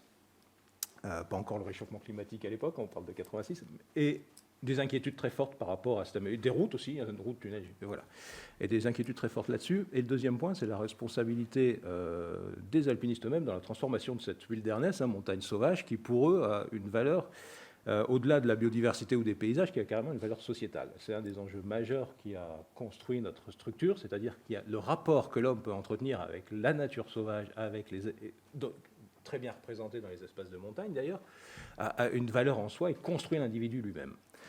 Et les alpinistes, en particulier avec les expéditions qu'ils faisaient en Himalaya, avaient un comportement loin d'être exemplaire. Vous avez tous maintenant vu des photos des camps de base Everest K2 et j'en passe, avec des tonnes et des tonnes de déchets et des moraines qui ne sont plus faites de pierre mais de boîtes de conserve ou de bouteilles de gaz. Donc ça, c'était la responsabilité propre des alpinistes qui assumaient cette part de responsabilité. Et c'était un non-sujet à l'époque, il faut quand même voir ça. Et c'est un peu le rôle des lanceurs d'alerte, c'est à la fois de dire j'ai un problème, voire même je suis responsable d'un problème, on va faire en sorte de le régler. Ça a conduit l'association à mettre en place la première expédition de nettoyage d'un grand sommet de l'Himalaya, c'est-à-dire le K2. Et c'est très bien, mais si les mecs de la semaine prochaine y reviennent, ils remettent le truc dégueulasse, il y a un souci, il faut qu'on travaille à ce que ce soit un peu pérenne. Alors déjà, on va faire connaître, il y a un problème, il faut qu'on s'en occupe. Regardez, on est capable de s'en occuper, puis on va essayer de mettre en place des éléments qui vont faire en sorte que ça ne se reproduise pas. Dans l'espèce, ça a été sous deux volets. Il y a eu le volet médiatisation, où c'est pas bien, il ne faut pas le faire, ça sert toujours. Deux, regardez, on peut nettoyer, mais on va mettre en plus en place avec le gouvernement pakistanais, le K2 est au Pakistan, des éléments de caution sur le matériel qu'apportent les expéditions, de manière à ce qu'elles aient des charges d'argent à payer s'ils se comportent mal.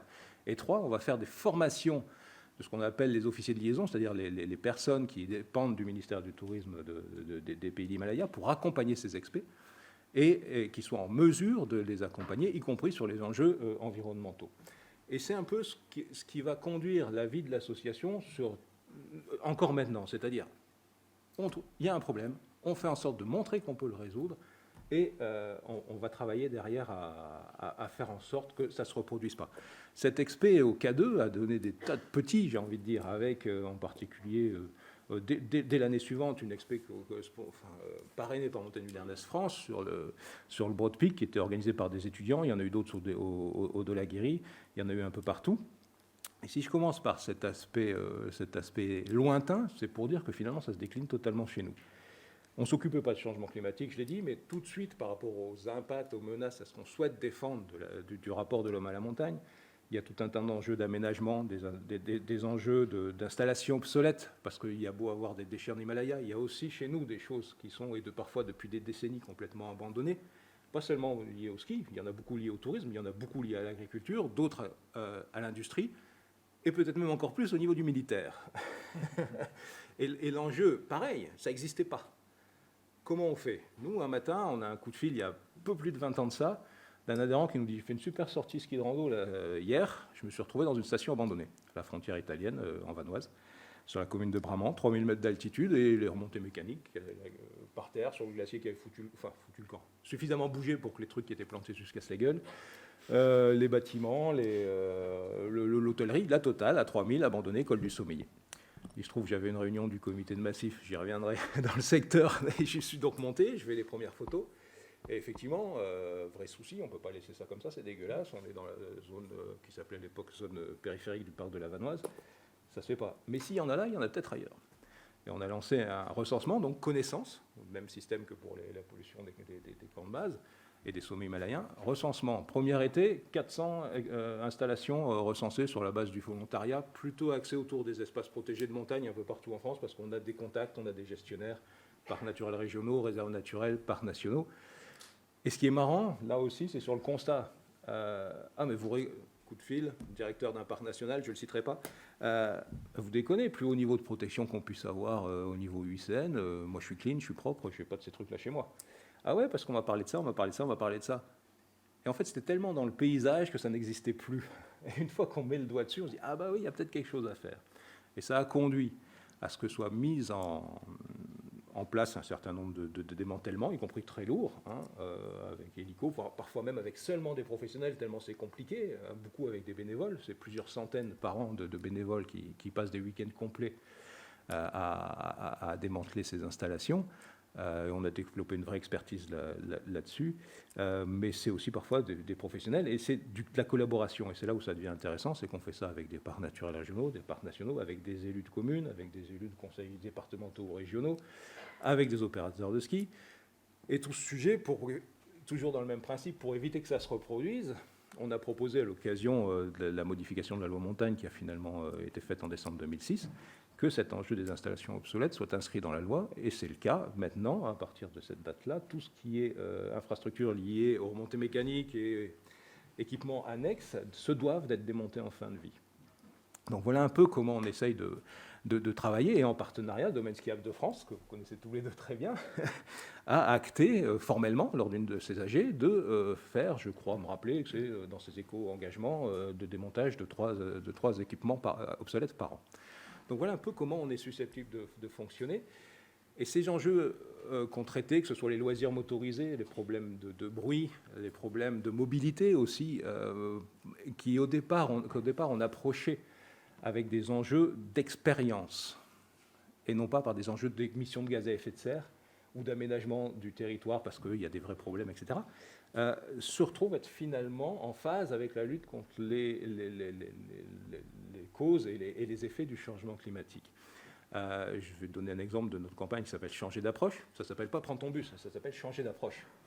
Ce n'est pas neutre du tout. C'est-à-dire qu'au départ, c'était pour défendre et promouvoir ce rapport de l'homme à la nature dont je parlais tout à l'heure. On s'est dit, c'est pas super satisfaisant de prendre sa bagnole, remplir le coffre à carouf, monter au fin fond de la montagne, faire une rando de 2 heures et de rentrer le soir. Avec le pique-nique tout pris dans les sacs en plastique que, par ailleurs, on peut éventuellement laisser sur le place, mais bon, ça c'est un autre détail. L'idée, c'était de dire, quelque part, vous méritez mieux que ça comme expérience, et la montagne mérite mieux que ça comme visiteur. Et quand je dis la montagne, c'est l'espace et les gens. Et ça, c'est vraiment important aussi. Et le principe général, c'est de dire, je vais y monter en bus. Il y a des bus. Il faut arrêter de dire que la France est sous-équipée par rapport à la Suisse. Oui, c'est moins bien qu'en Suisse. Ça existe déjà. Et pareil, connaissance, on a fait Et on était la première structure en France à le faire. On s'est fait financer par FNE parce qu'on n'avait pas les sous. Mais on a fait un recensement sur une année de tout ce qu'il y avait de possible d'accès en transport en commun, quelle que soit la nature du transport en commun, dans les montagnes de France. Et on a eu des bonnes surprises. Et on a lancé là aussi de la promotion de la communication, un concours pour inciter les acteurs, qu'ils soient club alpin, fédération de XYZ, ou individus, à tenter leur expérience, à venir la raconter. Il y en a qui ont fait des films, il y en a qui ont fait des bandes dessinées, il y en a qui ont juste fait 3 photos, il y en a qui ont écrit un truc par les gamins de 10 ans, il y en a qui on a tout vu. Et tous les ans, avec tout un tas de firmes, il y avait des cadeaux à l'occasion d'une fête, où chacun venait raconter, les 10 plus originaux, venaient raconter leur expérience, etc. Et au final, donc, ça a fait boule de neige, entre guillemets, il y a au moins celle-là qui marche. Mais ça a des vraies conséquences. Ça a des vraies conséquences sur, effectivement, je pars souvent plusieurs jours, du coup. Donc, je vais dormir localement. Je ne me suis pas emmené le sandwich dans le sac en plastique dans le coffre. Donc, je vais manger, je vais rencontrer des gens. Donc, je vais y passer un peu plus de temps. Donc, je n'ai pas besoin d'un parking de 4000 places au fond de la route qui va tout au bout de la vallée, parce qu'une fois dans l'année, il y a 4000 bagnoles. Et je suis désolé, mais très souvent, c'est comme ça qu'on raisonne. Et encore maintenant, y compris en parcs nationaux, il y a plusieurs projets qui nous inquiètent très fortement.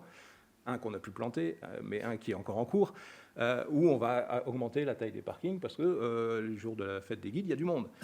Et alors que le jour de la fête des guides, on peut imaginer une navette.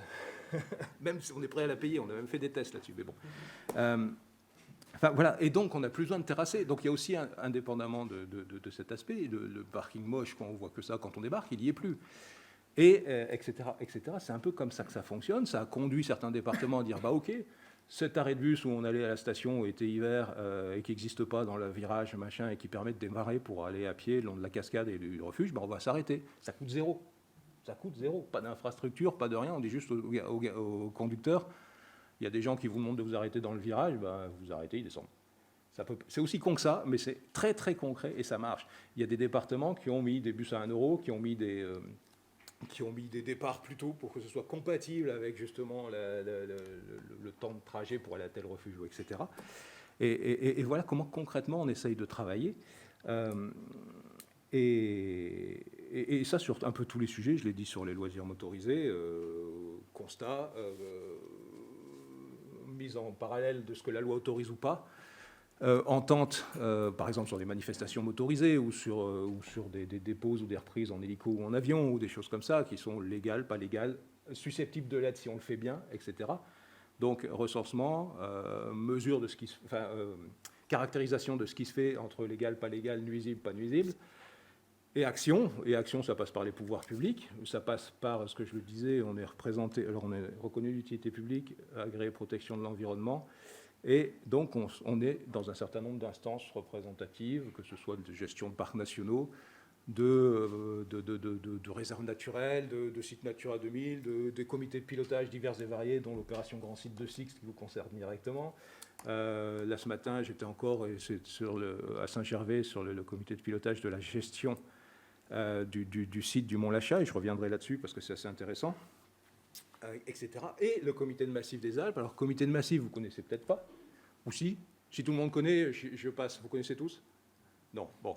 Comité de massif, la loi, ce qui est intéressant en montagne, en 85, le législateur, alors c'est suite à des réflexions qui ont pris du long terme, de longue date, et en particulier du discours du président Giscard à Val-Louise, qui promouvait une montagne équilibrée, dans laquelle il fallait pouvoir vivre, mais pouvoir vivre en respectant l'espace, pour faire court, très très court. Mais ça se trouve sur Internet, sur le site de l'INA, allez écouter le discours de Giscard à Val-Louise, ça vaut vraiment le coup. Et donc il a été décidé que la montagne était suffisamment différente du reste du monde que du territoire français pour mériter un traitement spécifique. C'est un peu bizarre dans le sens où liberté, égalité, fraternité, égalité, ça veut dire que la loi, c'est la loi la même pour tous et qui s'applique à tous. Et là, on fait une loi spécifique pour des territoires spécifiques. C'était la grande nouveauté, c'était vraiment un test grandeur nature. Et on y fait du développement durable avant la lettre. Je la fais courte, mais c'est l'idée.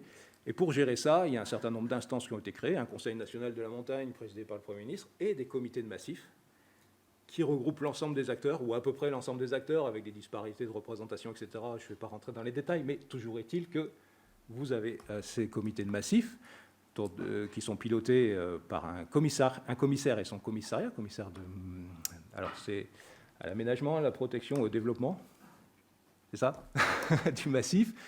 Vous en avez un peu partout. Au départ, c'était Alpes du Nord, Alpes du Sud. Il y a eu fusion parce que communauté d'intérêt. Vous avez le Jura, vous avez Pyrénées, Corse, etc. Vosges et Massif central, évidemment.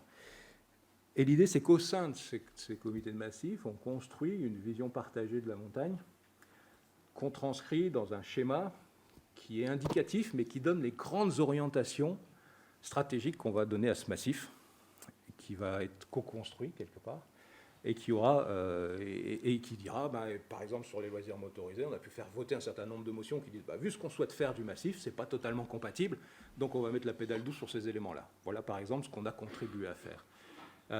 Et il y a des, comment dire, ce comité de massif a des obligations légales et des droits et devoirs, donc, et en particulier un certain nombre de commissions spécialisées, dont celle qui s'appelait Unité touristique nouvelle avant, qui s'appelle Espace et urbanisme maintenant, et qui vise à donner un avis qui permet d'éclairer l'État ou les collectivités maintenant sur ce qu'il est légitime, intéressant ou problématique de faire en termes d'aménagement touristique.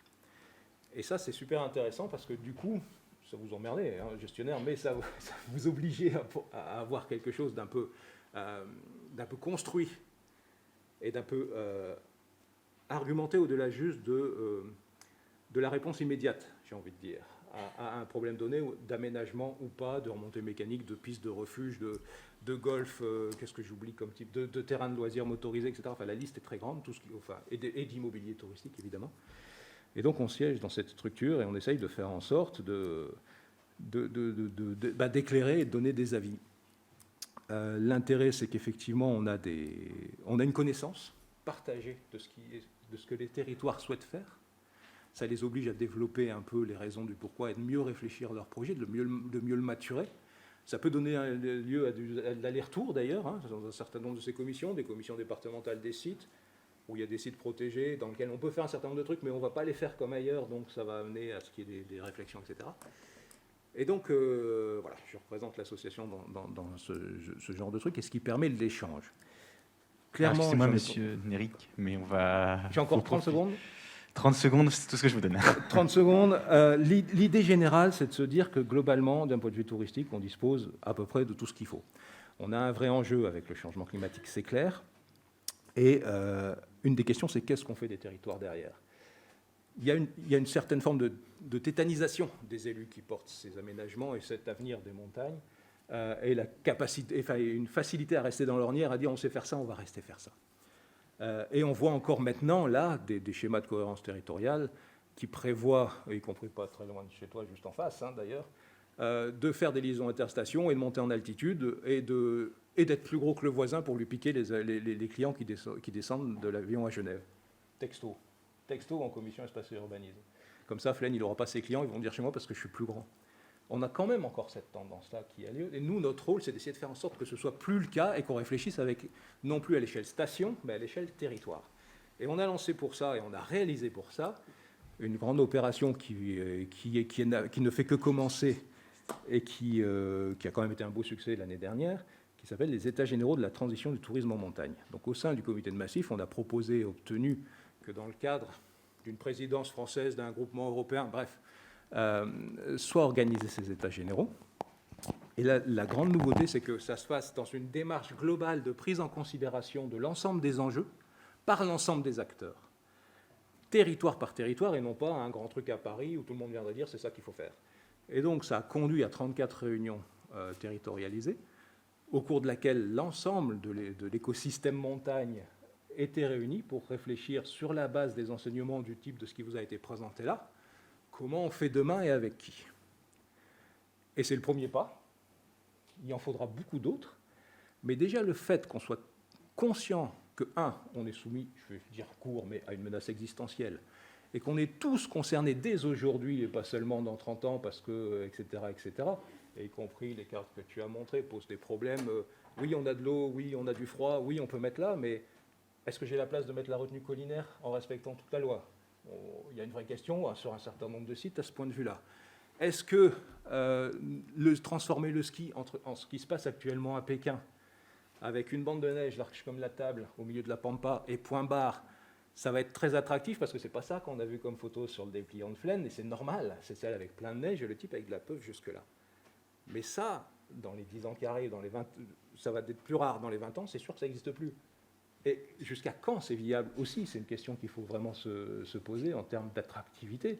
Quand est-ce qu'on aura un procès en publicité mensongère sur j'avais tout ça de neige et je me suis retrouvé sur la largeur de la table? C'est une vraie question. Est-ce que les gens vont continuer à payer cher? Je suis désolé, mais y compris un point de vue fuite vers le haut en gamme. Jusqu'à quand on paye pour ça, quoi? C'est aussi une vraie question qui concerne tous nos territoires et surtout tous les acteurs du territoire. Un gros enjeu, c'est de reterritorialiser tout ça et de profiter de l'ensemble des atouts, et en particulier des atouts humains dont dispose la montagne. Merci, Monsieur Nérinck.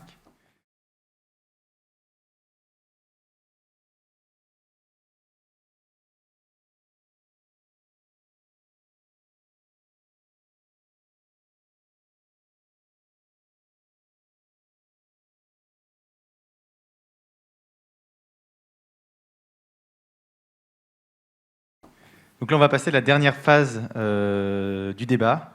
Ça va être aux questions générales. Donc, si vous avez une question à poser à ces 4 personnes, allez-y, n'hésitez pas. Et je pense qu'on va commencer par la première personne qu'on a délaissée tout à l'heure. Alors, on va lui donner le micro et il va pouvoir poser sa question. Bonjour. J'ai une question plutôt pour les représentants des stations, on va dire. Vous parliez d'un modèle itératif de développement d'une solution pour le problème du réchauffement climatique. Est-ce que vous pensez que c'est encore raisonnable? Est-ce que vous pensez qu'on a encore le temps de passer par l'essai-erreur pour développer une solution qui peut-être pourrait être dans l'arrêt finalement du progrès? C'est à moi que ça s'adresse. Non, je sais pas, le côté essai-erreur, ça me fait penser à ce que j'ai dit sur la complexité, c'est peut-être ça. Alors, nous... Ouais, alors itération de toute façon. Alors sachant que nous on a fait la croix sur le ski alpin, donc on n'est pas sur. Mais non, l'itération dont je parlais, c'était il faut faire attention à ne pas reproduire ce qu'a produit en fait le plan neige, c'est-à-dire un modèle unique partout le même, et qui a fait que c'est ce modèle-là qui a donné le cap pour le territoire. Nous, quand je dis qu'il faut être itératif et expérimental, c'est que c'est à l'échelle d'un territoire, ça a l'air très simple comme ça de se dire oh mais on met tout le monde autour de la table et puis allez vogue la galère. Non, ça fonctionne pas comme ça, pas du tout. Parce que les gens, il y a des résistances objectives, hein. Il y a des coups partis, il y a des gens qui ont des engagements, des entreprises qui ont des engagements, voilà. Donc c'est pas si simple de poser les choses et de se dire on va faire comme ça et on avance tous ensemble. Ça marche pas comme ça. La vraie vie elle est pas comme ça. Donc nous, quand je dis que c'est itératif, c'est qu'effectivement, c'est très pragmatique. Il y a des opportunités qui arrivent. Est-ce que ça correspond avec une vision de l'avenir qu'on a déjà? C'est-à-dire, la croix, elle est faite. Donc, est-ce que ça répond bien? Est-ce que c'est complètement résilient par rapport au réchauffement climatique? Est-ce que c'est bas carbone? Est-ce que c'est... Voilà, toutes ces questions qu'on se pose. Si ça l'est, oui, on accompagne et on y va. Et on regarde si, effectivement, ça a des effets induits et on continue. Donc c'est ça le côté itératif, mais on n'est pas en train de tourner sur nous-mêmes, hein, à se dire... en tout cas, nous, c'est clair que le deuil, il est fait. On espère que ça va durer le plus longtemps possible, et on se donne les moyens pour que ça dure le plus longtemps possible, sans investir. Voilà, c'est ça notre posture. Monsieur Marion, est-ce que vous voulez rajouter du coup quelque chose par rapport à la question posée? Moi, je suis d'accord avec déjà, d'une part, je pense qu'on est des entreprises. Alors, on a peut-être un statut public ou privé qui est différent, qui fait que, voilà, il y a des rapports au territoire et aux ressources qui sont différents. Une entreprise, elle ne cesse de s'adapter.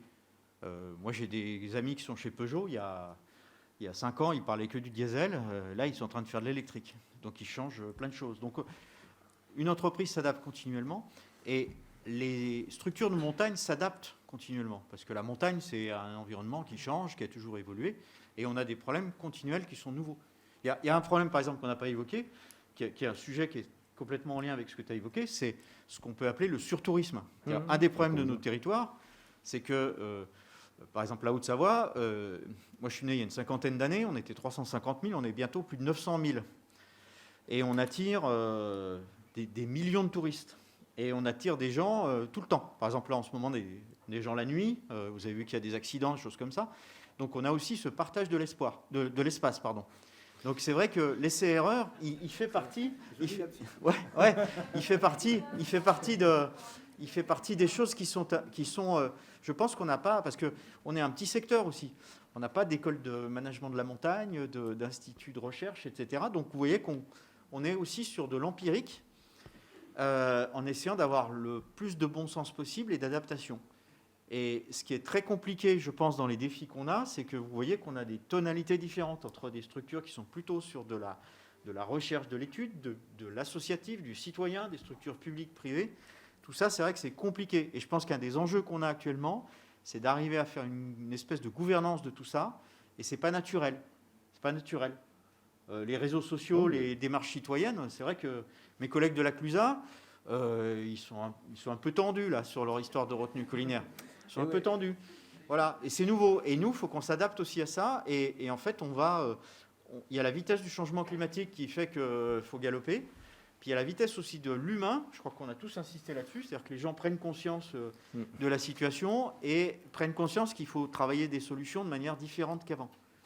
Je reviens sur la CLUSA, mais c'est quand même une histoire assez intéressante parce que c'est pas juste comme ça, tiens, on fait une retenue collinaire à la CLUSA. C'est quelque part la première manifestation tangible d'un équipement qui correspond finalement au SCOT qu'ils avaient construit et abandonné. Ça, il ne faut pas l'oublier. C'est-à-dire que 2 bureaux d'études et 3 maires ont construit l'avenir du territoire sur... Pardon ? Alors, la CLUSA... Pardon ? Résumé. La CLUSA, c'est clairement, a déjà 4 retenues collinaires et sous des prétextes de à la fois approvisionnement en eau potable et en pérennisation sur les 30 ans à venir de la station de ski, qu'on construit une 5e qui n'ont plus la place de mettre dans le domaine skiable et qui mettent dans un espace naturel en face. Voilà où est le problème. Et si vous voulez, ils ont construit un schéma de cohérence territoriale qui est sorti, je ne vais pas dire de bêtises, fin 2019, je crois, dans lequel il y avait clairement... on fait des Aravis, le plus grand domaine skiable de Haute-Savoie, ça s'appelait Aravis 2050 ou je ne sais plus, dans lequel on lie tous les 2 domaines skiables entre eux, Grand Bornand, la CLUSA, et on aménage l'ensemble on étend l'ensemble des secteurs skiés actuellement, en faisant venir en plus de Club Med. Voilà, je schématise à peine, et clairement la présentation vous a été faite avec les montants de puissance de toutes les stations de France. Et on avait en rouge la CLUSA Grand Bornand, on fait la somme, on passe devant Flaine qui était en vert, mais texto, hein, c'était spectaculaire même à ce niveau-là. Et on leur pique leurs clients. Bon. Et là où c'est le problème, c'est qu'au final, ça a été dénoncé, parce qu'il n'y avait aucune concertation, si ce n'est celle qui était censée être légale, mais sur laquelle il y a eu très très peu de publicité, jusqu'à ce que les associations s'en emparent, informent le territoire, et derrière conduisent à ce qu'effectivement l'enquête publique reçoive le record de France de nombre de participations, avec y compris très localement, et y compris de la part d'élus, membres des conseils municipaux, en disant « on m'a fait voter ça en un quart d'heure, j'avais aucune conscience de ce que j'ai voté, parce qu'en gros, on nous a présenté un document comme ça en 10 minutes, et vas-y vote, fais-moi confiance ». Et donc il y a une dépossession finalement du territoire à travers ceux qui ont fait ce document. Et ça a conduit derrière à ce qu'effectivement, il y ait une forte mobilisation, la création de collectifs, et cette retenue collinaire de la CLUSA qui finalement semble entériner le territoire dont je continue à faire du ski quoi qu'il arrive, avec quels que soient les impacts, focalise et finalement fait qu'on ne se parle plus. Et ça, voilà où on en est actuellement quelque part, quoi. Merci. Monsieur Gérard, est-ce que vous voulez Oui, moi je trouve que ce qu'il faut aussi... je sors peut-être un peu de ma casquette de chargé de mission, mais toute la question du changement climatique et des impacts au niveau alpin, au niveau du ski, il faut vraiment le replacer sur... là, on parle d'un écosystème, puisque c'en est un, mais très local. Il faut quand même le replacer sur les impacts globaux du changement climatique qui sont... Mais même, on n'est même plus sur alarmant, là, on est sur du catastrophisme. Catastrophisme, ce serait exagéré, c'est catastrophique. Ouais, bon, je pense que l'exagération est de mise. Mais du coup, il faut bien se dire que vouloir adapter, c'est très bien. Mais il y a un moment où l'occupation des montagnes, ça va passer par des montagnes et même de manière générale, l'occupation anthropique, ça doit passer par un changement de mentalité globale et qu'il faut modifier la manière dont on vit la montagne dans le temps, que ce soit plus on va au ski, déjà dire on va au ski, on va à la neige, c'est aberrant. Ça doit être quelque chose qui se vit sur le plus long terme. Se dire on va faire des vacances au ski, aller en avion, tout ça, c'est aberrant. On est dans une situation où tout ça, même vouloir s'adapter à ça, c'est plus possible parce qu'on est déjà dans le mur et on continue de s'enfoncer dedans. Et ça, je pense qu'il ne faut pas l'oublier. À rester dans un microcosme où on dit bah oui, il n'y aura plus de neige, du coup on va essayer de trouver d'autres manières de vivre le tourisme. Non, il faut changer le modèle touristique, il faut changer le modèle économique. Et en disant ça, je sors un peu de ma casquette, mais je pense que c'est important quand même de replacer un contexte global on est quand même, dans une situation... on a une chance formidable, c'est qu'on a énormément d'atouts. Ça ne va pas arrêter, mais il y a un moment, on est quand même dans...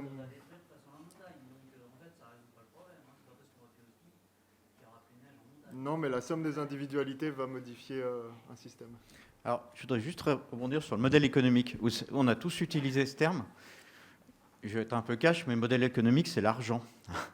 Et je vais vous prendre des exemples qu'on vit.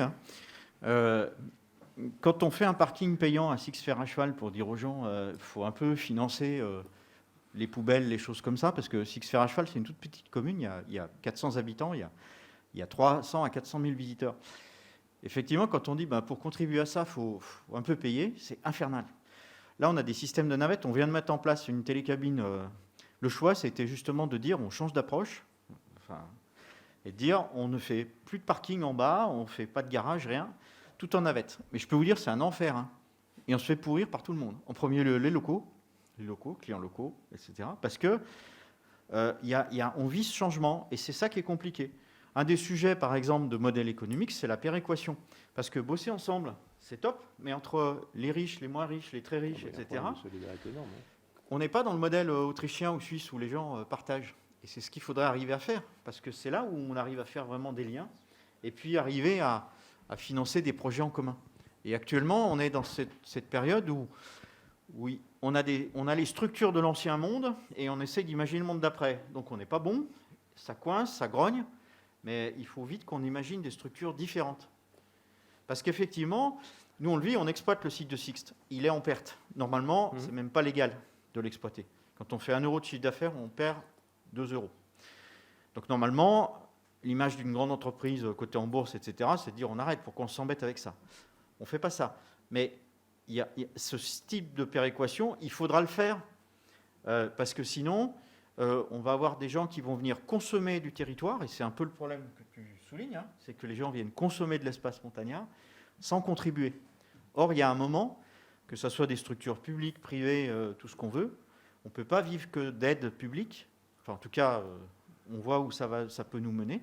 Et il faut qu'il y ait aussi ce sujet de la contribution.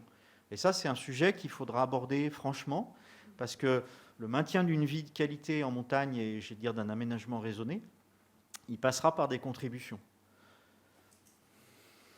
Juste, je vais laisser la possibilité à monsieur qui était en haut, qui avait une question tout à l'heure, qu'on a un peu dû éclipser, et après on reviendra vers vous.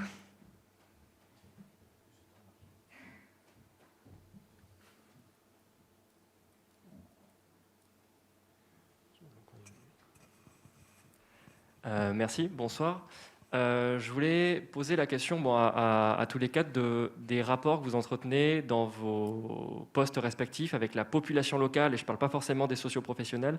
Il y a pu y avoir des stations comme la station d'Abondance ou plus récemment à Grèce-en-Vercors où le démantèlement soit de canons à neige, soit de remontées mécaniques a causé beaucoup de troubles auprès de la population locale. Donc comment est-ce que, vis-à-vis de ces personnes-là, vous vous positionnez dans chacune de vos fonctions ?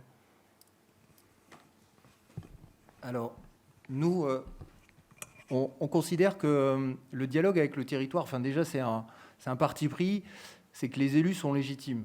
C'est-à-dire que c'est la première instance de rapport avec le territoire.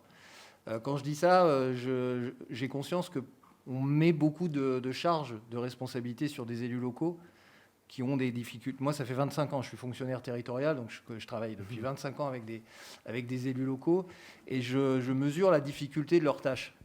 Il faut faire attention. Dans le rapport à la population, c'est aussi complexe. Hein.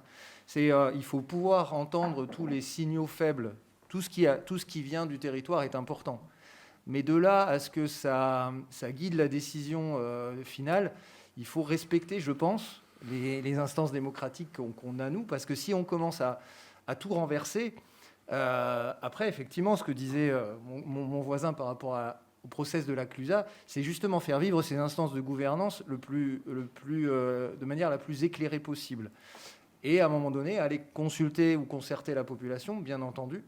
Après, il y a des formes plus intermédiaires qui sont le monde associatif, donc les représentants des populations qui se constituent en association sportive, en association de défense de quelque chose, où là, effectivement, il y a une représentation qui est clairement visible et qui a voix au chapitre. Voilà. Donc, maintenant, il y a également d'autres formes de concertation ou de consultation. Moi, je l'ai expérimenté, par exemple, l'année dernière, j'ai fait des ateliers de design fiction, où j'ai mélangé des élus, des sociopros, des agriculteurs, une population lambda, à imaginer le territoire de demain. Voilà. Donc, vient qui veut, mais si on vient, c'est qu'on est engagé et on vient pour construire quelque chose. Et les postures de base qui viennent un peu déglinguer les choses, voilà, c'est pas constructif. Donc, c'est vrai que le citoyen a sa place peut-être en dehors des instances, mais il a aussi, quand il engage, il s'engage, il se responsabilise, et à ce moment-là, oui, ça vaut... Enfin, voilà, c'est constructif. Enfin, voilà mon retour d'expérience. Moi, j'ai pas de théorie par rapport à tout ça, mais j'ai plutôt de l'expérience. Je sais pas si tu veux... Ouais, nous, on a une relation qui est un peu différente, parce qu'on a un statut privé. Alors, on cumule plein de choses, hein. On est filiale d'une grande entreprise, et en France, on n'aime pas trop les grandes entreprises, qui a une image financière, avec une performance économique qui est importante. Donc des fois, c'est pas très simple. Alors on vit les mêmes problèmes. C'est-à-dire que les élus sont les représentants. Par contre, ça a complètement changé. Ce qui se passe dans le cas de la CLUSA, par exemple, c'est qu'il y a des élus qui disent on veut faire ça, on veut faire notre retenue collinaire. Il y a un commissaire enquêteur qui dit il y a des gens qui s'expriment, mais finalement c'est bon. Sauf qu'il y a une contestation. Et la contestation, elle peut être faite par des citoyens locaux, mais aussi des citoyens, par exemple de la région d'Annecy, qui disent moi je suis assez légitime. Et c'est vrai qu'on est aussi dans un changement, parce que nous, on peut avoir dans certains cas des élus qui nous disent on fait ça, on veut faire ça, et on est les représentants démocratiques. Et puis on a comment jauger la population locale. Il y a la consultation Internet, il y a plein de choses, mais par exemple en Haute-Savoie, la population locale, ça ne veut plus dire grand-chose. Moi j'habite Samoin, il y a peut-être 25 à 30% de gens qui sont anglais ou suisses, ou etc. Il y a les résidences secondaires, quelle place on leur donne ? Ils ne votent pas, mais ils sont là. Et puis il y a les clients. Le client, il a aussi un peu un mot à dire, parce que finalement, il nous fait vivre.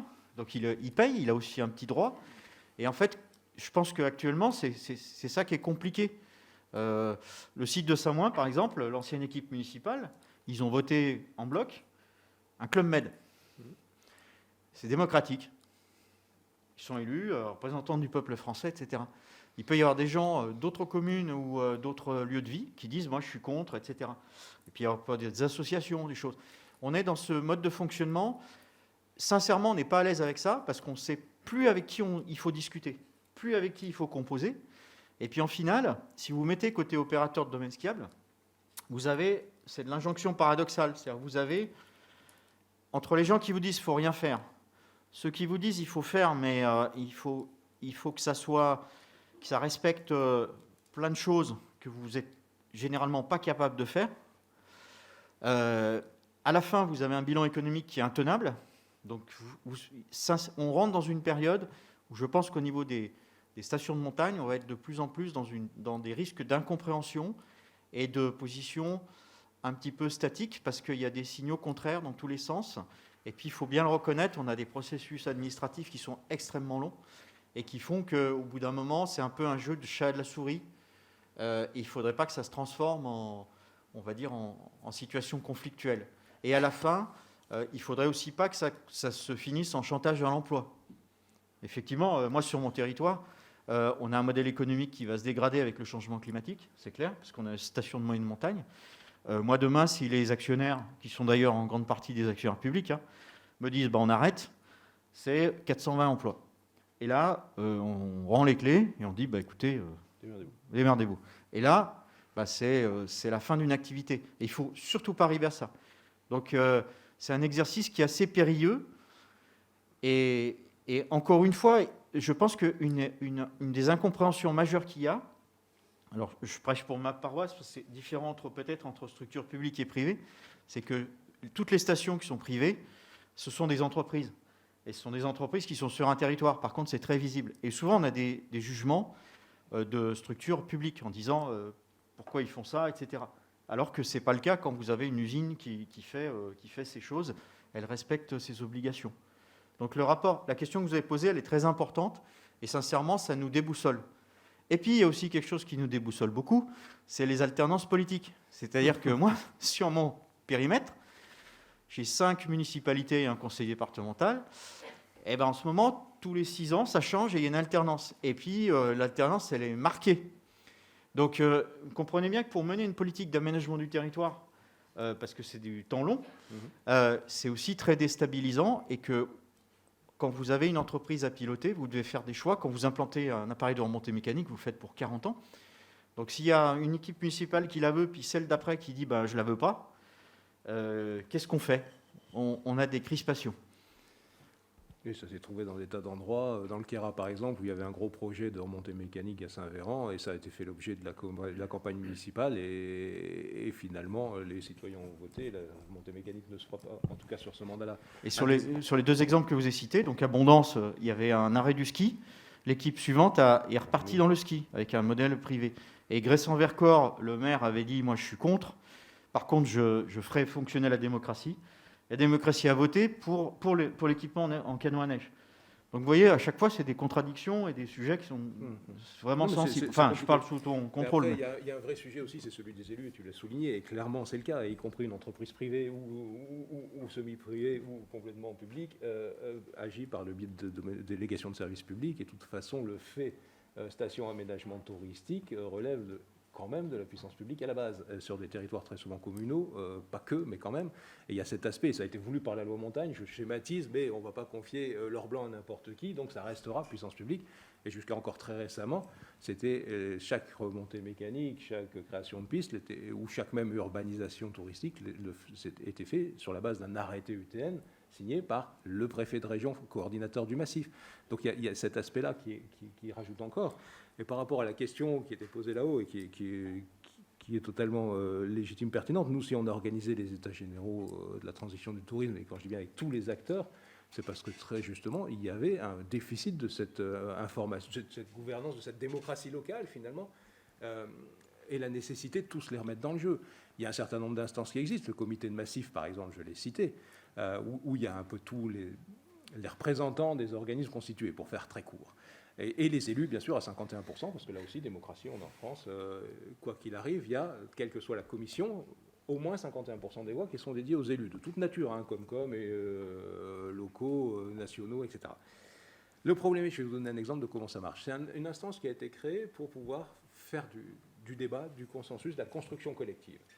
Là, à 15 jours d'intervalle, on a 2 présidents de région qui sont représentés totalement au sein de ce comité de massif, qui ont validé les grands processus globaux, à la fois démocratiques et de finalité à travers le schéma d'aménagement du massif des Alpes, qui ont, à travers leur participation, leur soutien, y compris financier aux États généraux de la transition du tourisme, investi la nécessité d'une certaine forme de, à la fois collaboration entre tous les acteurs et de prise en compte du virage tel que tu le disais tout à l'heure, annonce la volonté d'organiser des Jeux Olympiques sur chacune de leurs régions, l'un en 2030, l'un en 2034.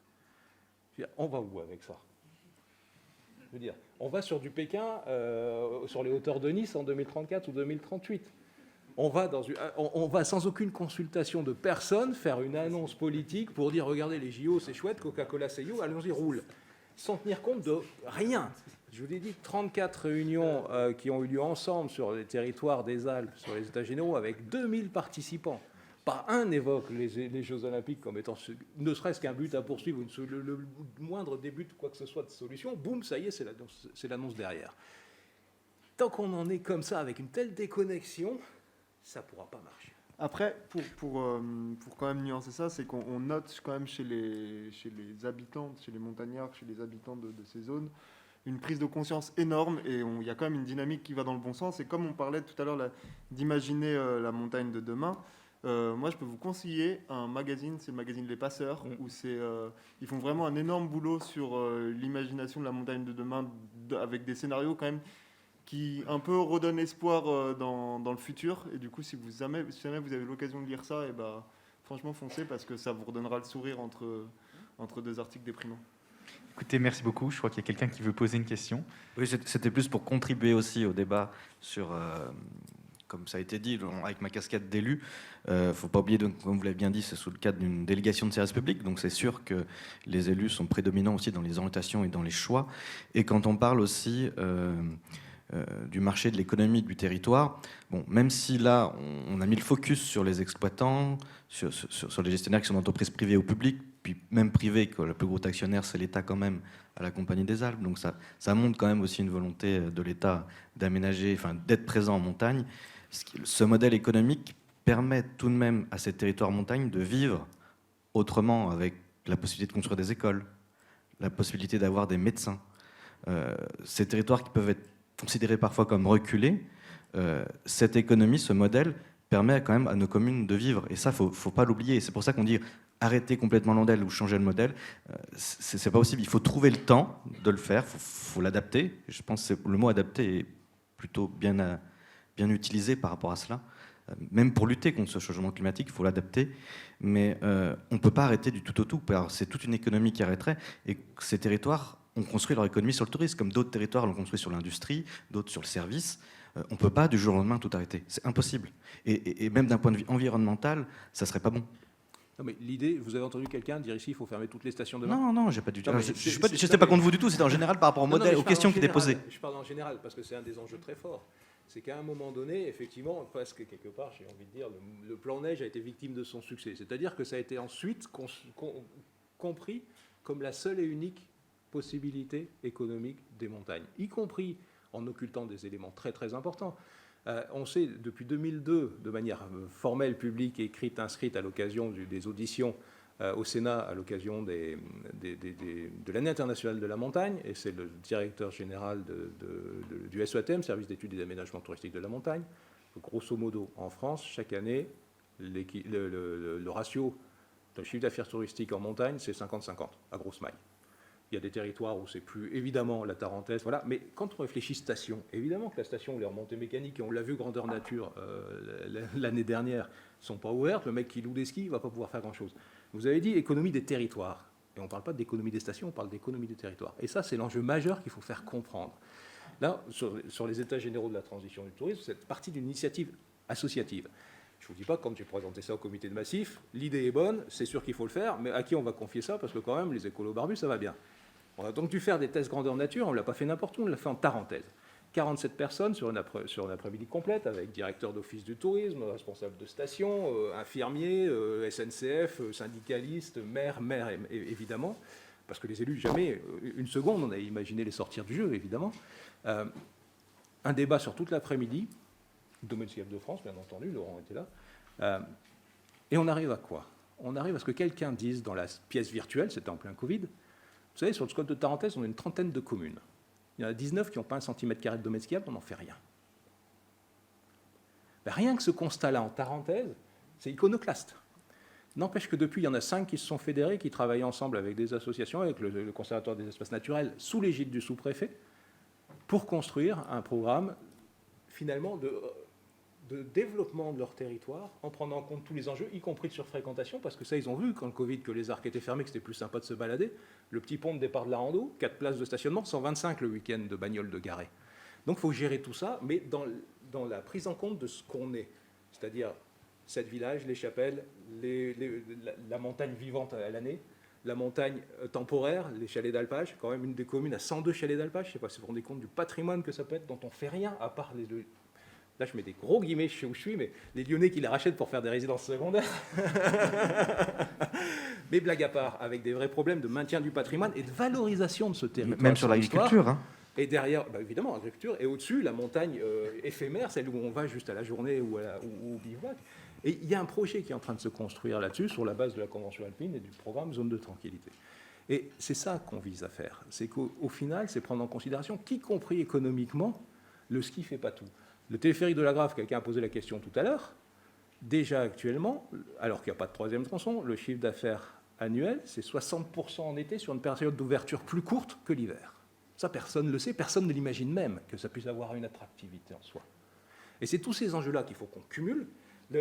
Pareil, chiffre d'affaires touristique des stations sur l'année dans les Alpes, chiffre à tout France, il est supérieur dans le périmètre hors station, dans le périmètre station. Et c'est tout ça qu'il faut qu'on prenne en considération. Parce que... Le modèle, ce n'est pas le modèle ski, c'est le modèle tourisme. D'accord. Et alors, à ça, donc il y a déjà cet aspect tourisme qu'on a trop souvent rendu monolithique. Il y a le ski point barre, et voire même le ski alpin. Et il y a, indépendamment de ça, tout ce qui reste de la vraie montagne, avec des vrais gens, etc., et qu'il faut intégrer dans une vie de territoire. On appelle ça montagne à vivre. Et je suis y compris persuadé qu'il y a un enjeu très fort de rendre vivables les stations à l'année. Parce que certaines d'entre elles, je suis désolé, mais fin des vacances scolaires terminées, il n'y a plus personne. Et c'est un enjeu très très fort, où là aussi, le réchauffement climatique, finalement, on aura quand même 1 degré de moins là-haut, a des éléments à jouer. Mais quand je vois en UTN un dossier de création pour de l'habitat permanent, d'un lotissement dans le dernier champ mécanisable de la commune, et que tu dis, mais vous avez une station avec des tas de droits à construire et des tas de machins, etc., une petite station exposée sud et tout, je ne parle pas d'un truc... on me répond, c'est invivable là-haut. Donc on a construit au fil des ans des espaces invivables qui sont dédiés à ce qu'on est censé avoir de plus sympa, c'est-à-dire nos loisirs. Ça fait réfléchir un petit peu quand même, quoi. Et c'est tout ça qu'il faut mettre sur la table, mais de manière collective. Et à l'échelle non pas de la station, mais du territoire. Alors, j'ai une question plus terre à terre, ou même neige à neige. Monsieur Erard indique qu'ils arrêtent le ski alpin. Monsieur Gérard indique qu'il n'y a plus de neige, il y aura plus de neige sous 1500 mètres. Quel est l'avenir du ski de fond? Vous avez des skis-roues? Voilà. Non, mais je dois acheter une paire de... Alors, alors, nous, dans le Jura, effectivement, on a une identité très nordique. Donc, ce qu'ils font, aujourd'hui, on ne touche pas au mythe, là, pour l'instant. Il faut savoir que pour mettre en œuvre du ski de fond, les coûts sont quand même nettement moindres par rapport au ski alpin. Donc, je ne dis pas qu'il ne faut pas se poser la question, hein, mais l'enjeu pour le ski de fond, notamment, c'est plutôt de s'ouvrir à l'outdoor, enfin, globalement, aux activités de pleine nature. Aujourd'hui, on a encore des projets nordiques où on fait le foyer de ski de fond et puis c'est tout. Voilà. On ne pense pas à un petit garage à VTT, on ne pense pas aux douches pour le trail, on ne pense pas... Voilà. Donc on a encore c'est assez cloisonné. Donc je dirais que pour moi, là, le devenir du ski de fond, c'est davantage de s'ouvrir et d'être hyper agile. Maintenant, les coûts engendrés, les coûts d'exploitation pour le ski de fond ne sont pas forcément les mêmes. Après, est-ce qu'il faut aller jusqu'à la neige de culture sur le ski de fond? En tout cas, chez nous, il y a un parti pris qui dit non. Voilà, ça c'est éthique, mais peut-être que dans d'autres massifs, ça se posera. Mais en tout cas, voilà. Après, pour juste parler un peu de l'éthique, entre guillemets, du ski de fond, c'est quand même des publics très différents entre ski alpin et ski de fond, parce que ski alpin, on est quand même sur le mythe du ski de la glisse où il n'y a aucun effort à fournir. Le ski de fond, toute personne qui a essayé se rend compte qu'au départ, c'est pas si facile que ça et que pour vraiment avoir du plaisir à en faire, ça prend peut-être un peu plus de temps. Du coup, le ski de fond, c'est plus une porte d'entrée vers la montagne autrement, c'est ce qu'on a vu l'année dernière avec toutes les stations fermées. Les stations de ski de fond, elles étaient encore ouvertes.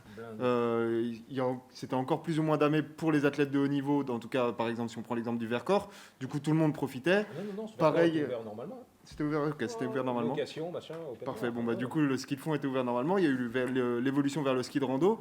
Et ça montre que c'est on ne dit pas qu'on arrête le tourisme, mais c'est une transformation de l'occupation de la montagne. Parce que quand on fait du ski de rando, quand on fait du ski de fond, quand on fait de la randonnée nordique, c'est une approche différente. On ne peut plus juste arriver, payer son forfait, consommer, hop.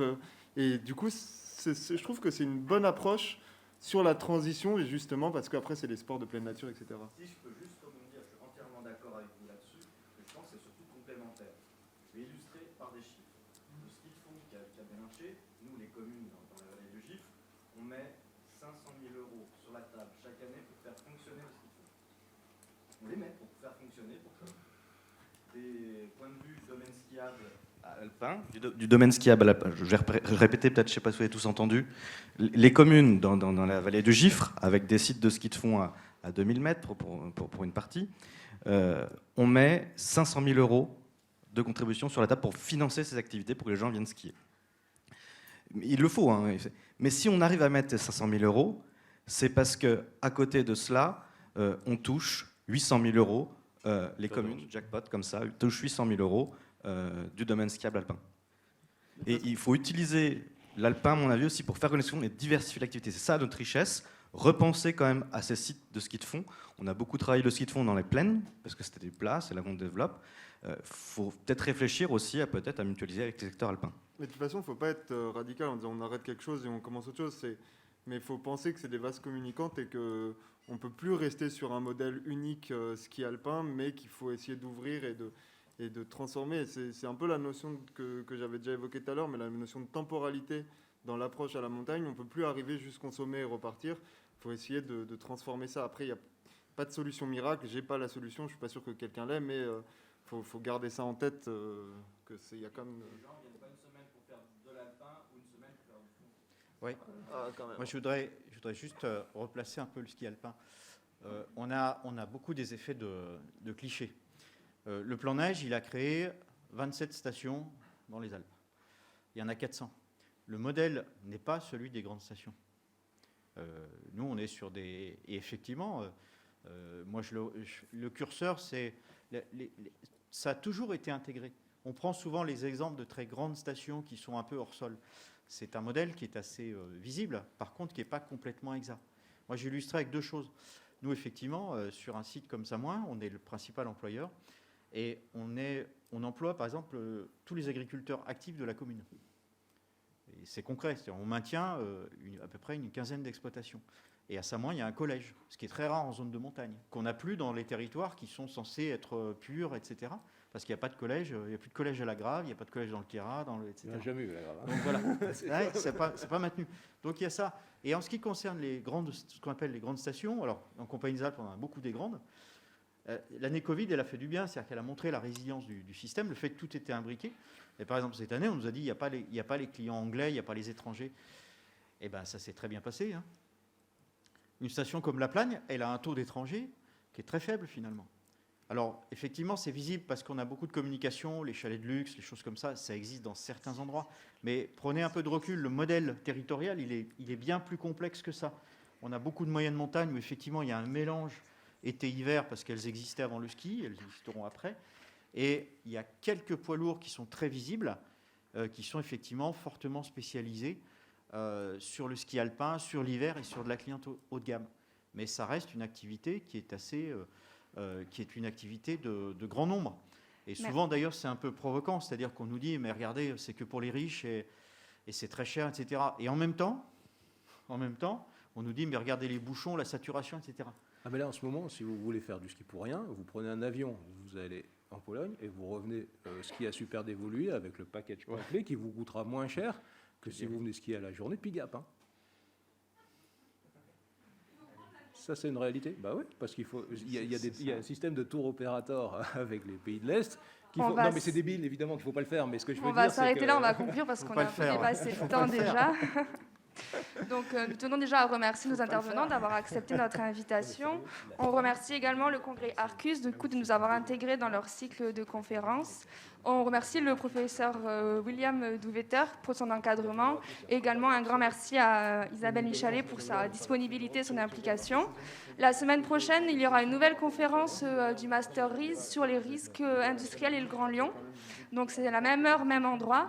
Et quant à nous, on peut se retrouver au café du 7e art, c'est juste à côté, à 3 minutes d'ici 10 minutes, si vous le souhaitez. Merci, au revoir. Ce qu'il faut, c'est que les boîtes,